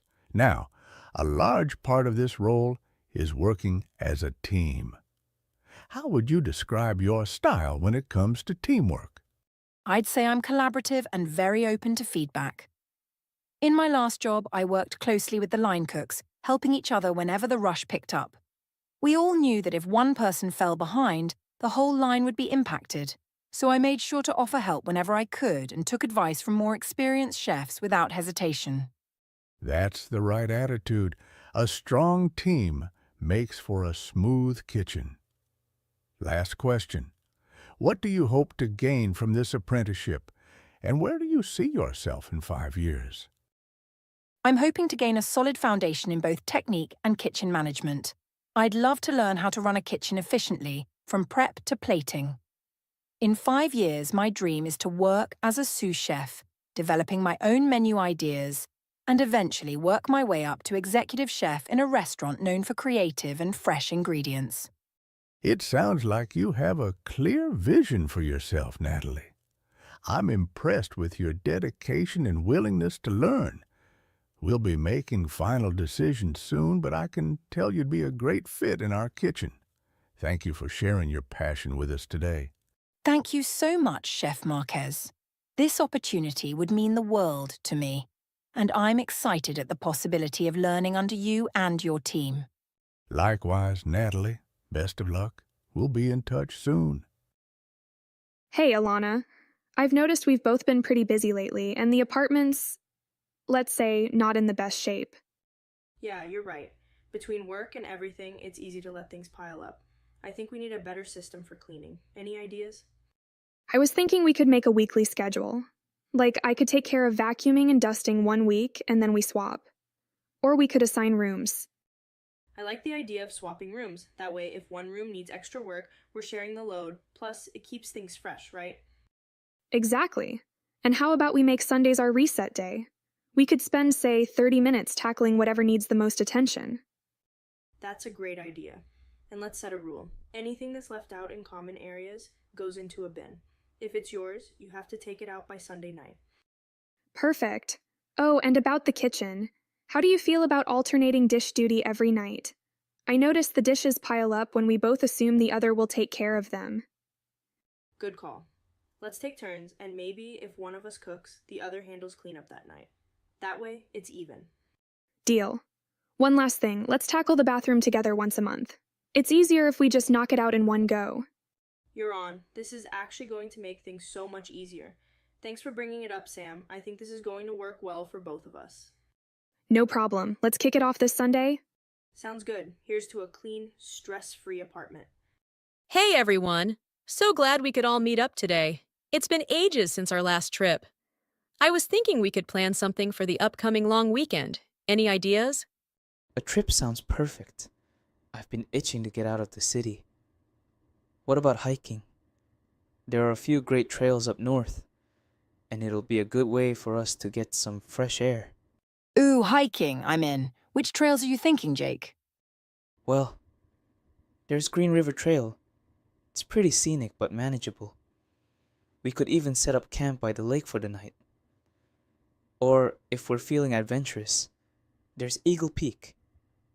It's a bit tougher, though. Green River Trail sounds ideal. I'm all for adventure, but maybe not too intense, especially if we're carrying camping gear. Plus, the lake sounds lovely for a night under the stars. Count me in. I'll bring the tents. But I need to warn you all, I haven't hiked in, well, years. Don't worry, Tom. None of us are pros here. I think we're more focused on relaxing and enjoying the scenery. Exactly.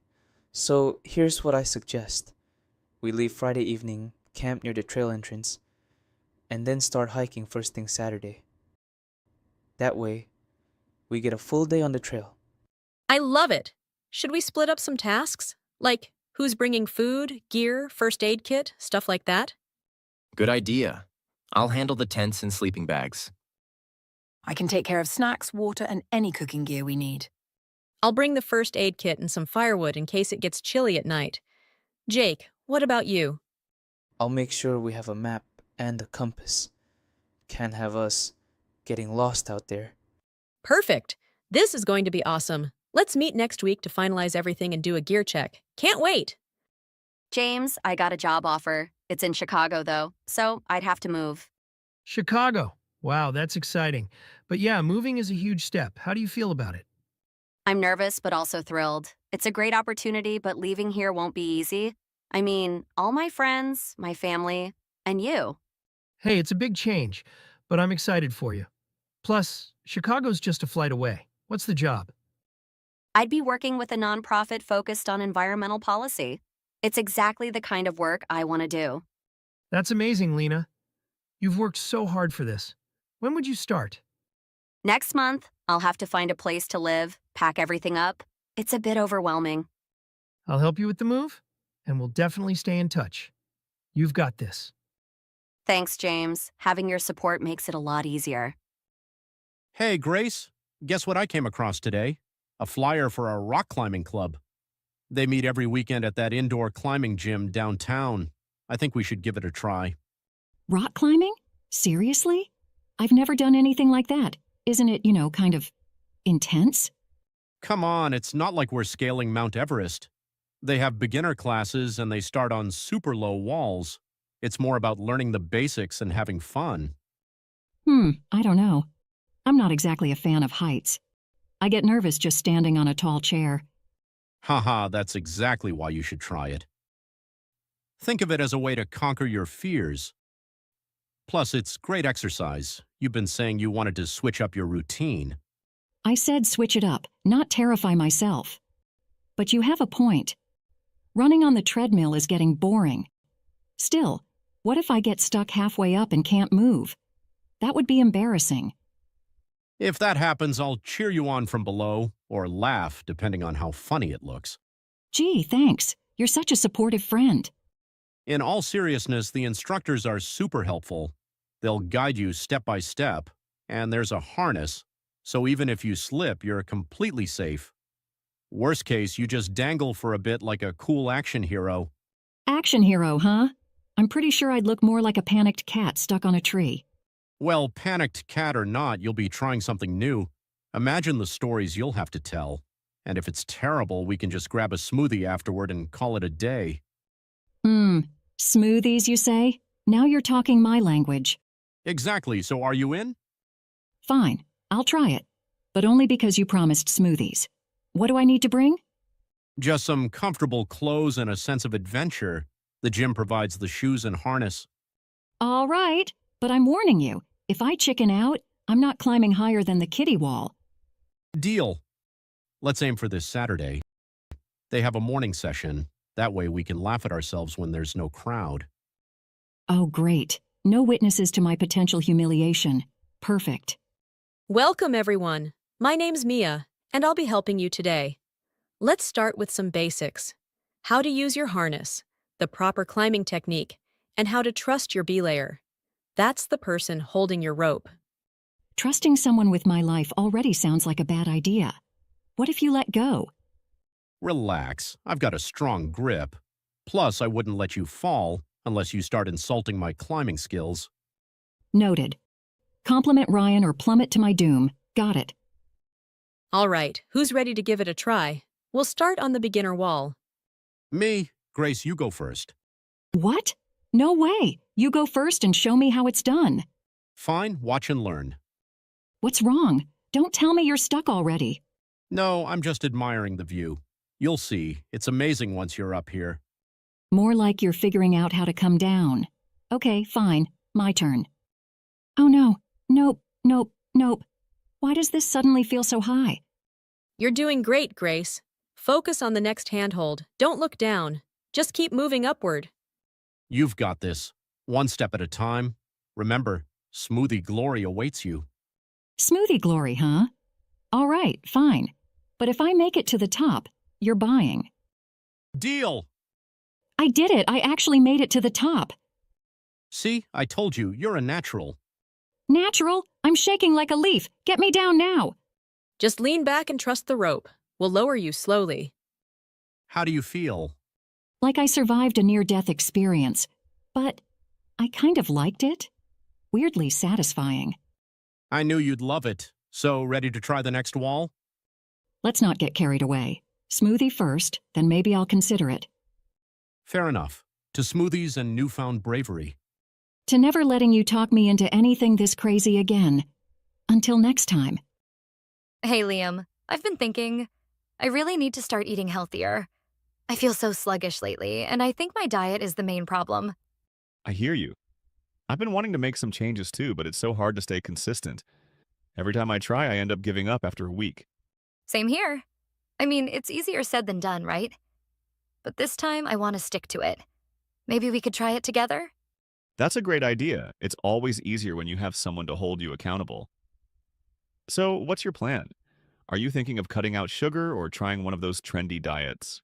Not really. I don't want to do anything extreme. I was thinking more along the lines of eating more vegetables, drinking more water, and cutting back on processed foods. Just small, manageable changes. That sounds smart. Extreme diets never work for me either.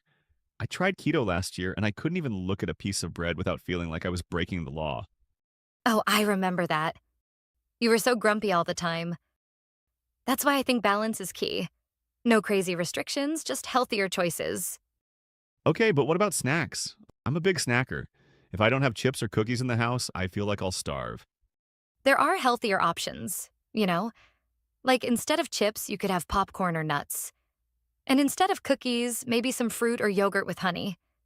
It's about finding alternatives. I could try that. But I'm not sure about the fruit thing. Isn't it full of sugar? Natural sugar, yes, but it's not the same as processed sugar. Plus, fruit has fiber and vitamins, so it's actually good for you. Fair point. What about drinks? I always struggle with that. I love soda, but I know it's terrible for me. You could switch to sparkling water with a splash of juice. It's not the same, but it helps when you're craving something fizzy. Or herbal teas. Those are great too. I'll give it a shot. Okay, so snacks and drinks covered. What about meals? I don't have time to cook elaborate stuff every day. Neither do I. But meal prepping is a game changer. You can cook a few things on Sunday and have them ready for the week, like grilled chicken, roasted veggies, and maybe some quinoa or rice. Then you just mix and match.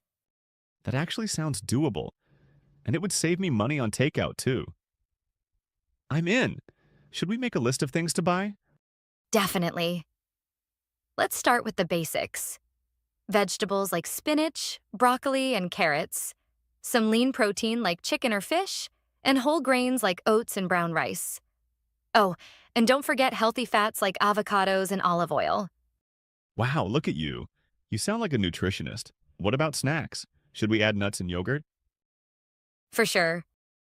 And maybe some dark chocolate for when we're craving something sweet. You don't have to give up treats completely, just pick better ones. I like the sound of that. Okay, let's plan our first healthy week. Breakfast, lunch, dinner, and snacks. What do you think? All right. For breakfast, how about oatmeal with fruit or eggs and whole grain toast? For lunch, maybe a big salad with some grilled chicken or a veggie-packed wrap. And for dinner? Something quick but satisfying? Stir fries are always good.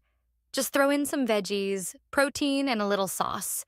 Or pasta with a tomato-based sauce and lots of veggies. This is starting to sound better than my usual frozen pizza routine.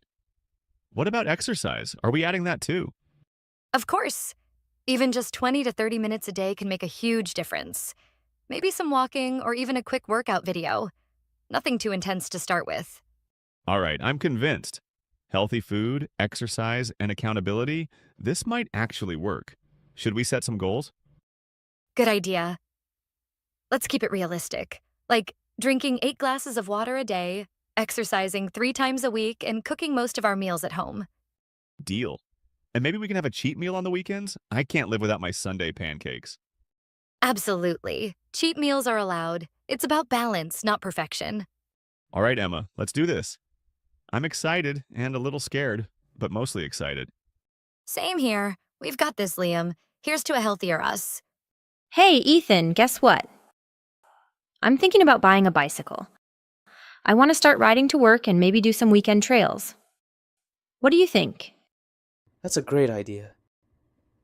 Biking is such a fun way to stay active. Plus, you'll save on gas and parking. Do you know what kind of bike you want? Not really, that's the thing. I'm clueless about bikes. I went to a shop yesterday and there were so many options. Road bikes, mountain bikes, hybrid bikes. My head was spinning. Yeah, it can be overwhelming at first. But it all depends on how you'll use it. For commuting and occasional trails, a hybrid bike might be your best bet. It's a mix of a road and mountain bike, so it's versatile. That sounds perfect. But are they expensive? I don't want to spend a fortune on my first bike. It depends on the brand and features, but you can find decent ones in the mid-range. I'd say set a budget first, and then start comparing. Do you want to check out some shops together this weekend? That'd be awesome. I could use your advice. Oh, and do I need to buy all the extra gear? The salesperson was trying to sell me a helmet, gloves, lights, and even a fancy water bottle. Well, some of that stuff is essential. A helmet is non-negotiable. You need it for safety. Lights are important if you're riding early in the morning or at night. Gloves and water bottles are nice to have, but not a priority. Good to know. I don't want to go overboard right away. What about bike locks? I live in an apartment building, but I'll need to park it outside sometimes. Absolutely. A good lock is a must. Get a U-lock or a heavy-duty chain lock to keep your bike safe. The cheap ones are easy to break. Noted. Okay, so I need a hybrid bike, a helmet, lights, and a sturdy lock. Anything else? Maybe a bell or horn, just to let people know you're coming. And if you're commuting, a small basket or rack for your bag could be helpful. A basket sounds cute. Practical and stylish. All right, let's plan to visit a couple of shops this weekend. But what should I look for when testing the bikes? Good question. First, check how comfortable the seat and handlebars are. If you're not comfortable, you won't enjoy riding. Second, test the gears and brakes to make sure they're smooth. And third, make sure the frame size is right for your height. That makes sense. I don't want to end up with something I hate riding. Oh, and what about maintenance? Is it a lot of work? Not really. Just keep the chain clean and oiled, check the tire pressure regularly, and get it tuned up once or twice a year. It's pretty simple once you get the hang of it. Okay, I'm starting to feel more confident about this. Thanks for all the tips, Ethan. I had no idea there was so much to think about. No problem. It's better to be prepared.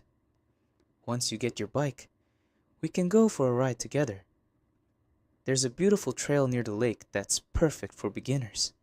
That sounds amazing. I can't wait. I just hope I don't fall off or embarrass myself. Haha. Don't worry. Everyone's a bit wobbly at first. By the second ride, you'll feel like a pro. All right, I'm officially excited now. Thanks for helping me with this. You're the best. Anytime. Just remember, once you start biking, you'll never want to stop. It's addicting in the best way. I'll take your word for it. Let's make this weekend count. Deal. See you on Saturday. Hey, Liam, guess what? I signed up for a painting class. I thought it was time to pick up a new hobby. What do you think? Painting? That's awesome, Ella. I didn't know you were into art. What inspired you? I don't know. I just needed something to take my mind off work. Plus, I've always loved looking at paintings in galleries. I thought, why not try it myself? Makes sense. And who knows? You might have a hidden talent. You could be the next Picasso. Haha, I doubt that. But thanks for the encouragement. Have you ever tried painting? Not seriously. The last time I painted was in high school art class, and let's just say my teacher didn't think I'd make a living from it. Well, they say practice makes perfect, right? You should join me for a class. It could be fun. I might take you up on that, but I'd probably make a mess. What kind of painting are you doing? Watercolors? Acrylics? Acrylics to start with. The instructor said they're beginner-friendly. I bought some supplies yesterday. Paints, brushes, and a few canvases. I'm already hooked. You're diving in headfirst, huh? That's great. Do you have any specific goals with it, or is it just for fun? Honestly, just for fun. I want to learn to paint landscapes. There's something so calming about them. And who knows? Maybe I'll hang one on my wall someday. That's a fantastic idea. Just don't go comparing yourself to the pros right away. Rome wasn't built in a day, you know. True. The instructor said the same thing. He told us to focus on enjoying the process rather than the result. It's good advice, but easier said than done. That's the spirit. Just take it one brushstroke at a time. So, when's your first class? Tomorrow evening. I'm a little nervous, though. What if I'm terrible? Ella, nobody starts as an expert. And besides, the only way to get better is to try. You're already ahead of most people by taking the leap. You're right. Thanks, Liam. You're a good motivator. If I do end up with a masterpiece, I'll let you have it. Deal. And if it's terrible, I'll still frame it and tell everyone it's modern art. Good to know I have your support no matter what. All right. Wish me luck for tomorrow. Good luck. You've got this. And hey, text me a picture of your first painting. I want to see how it turns out.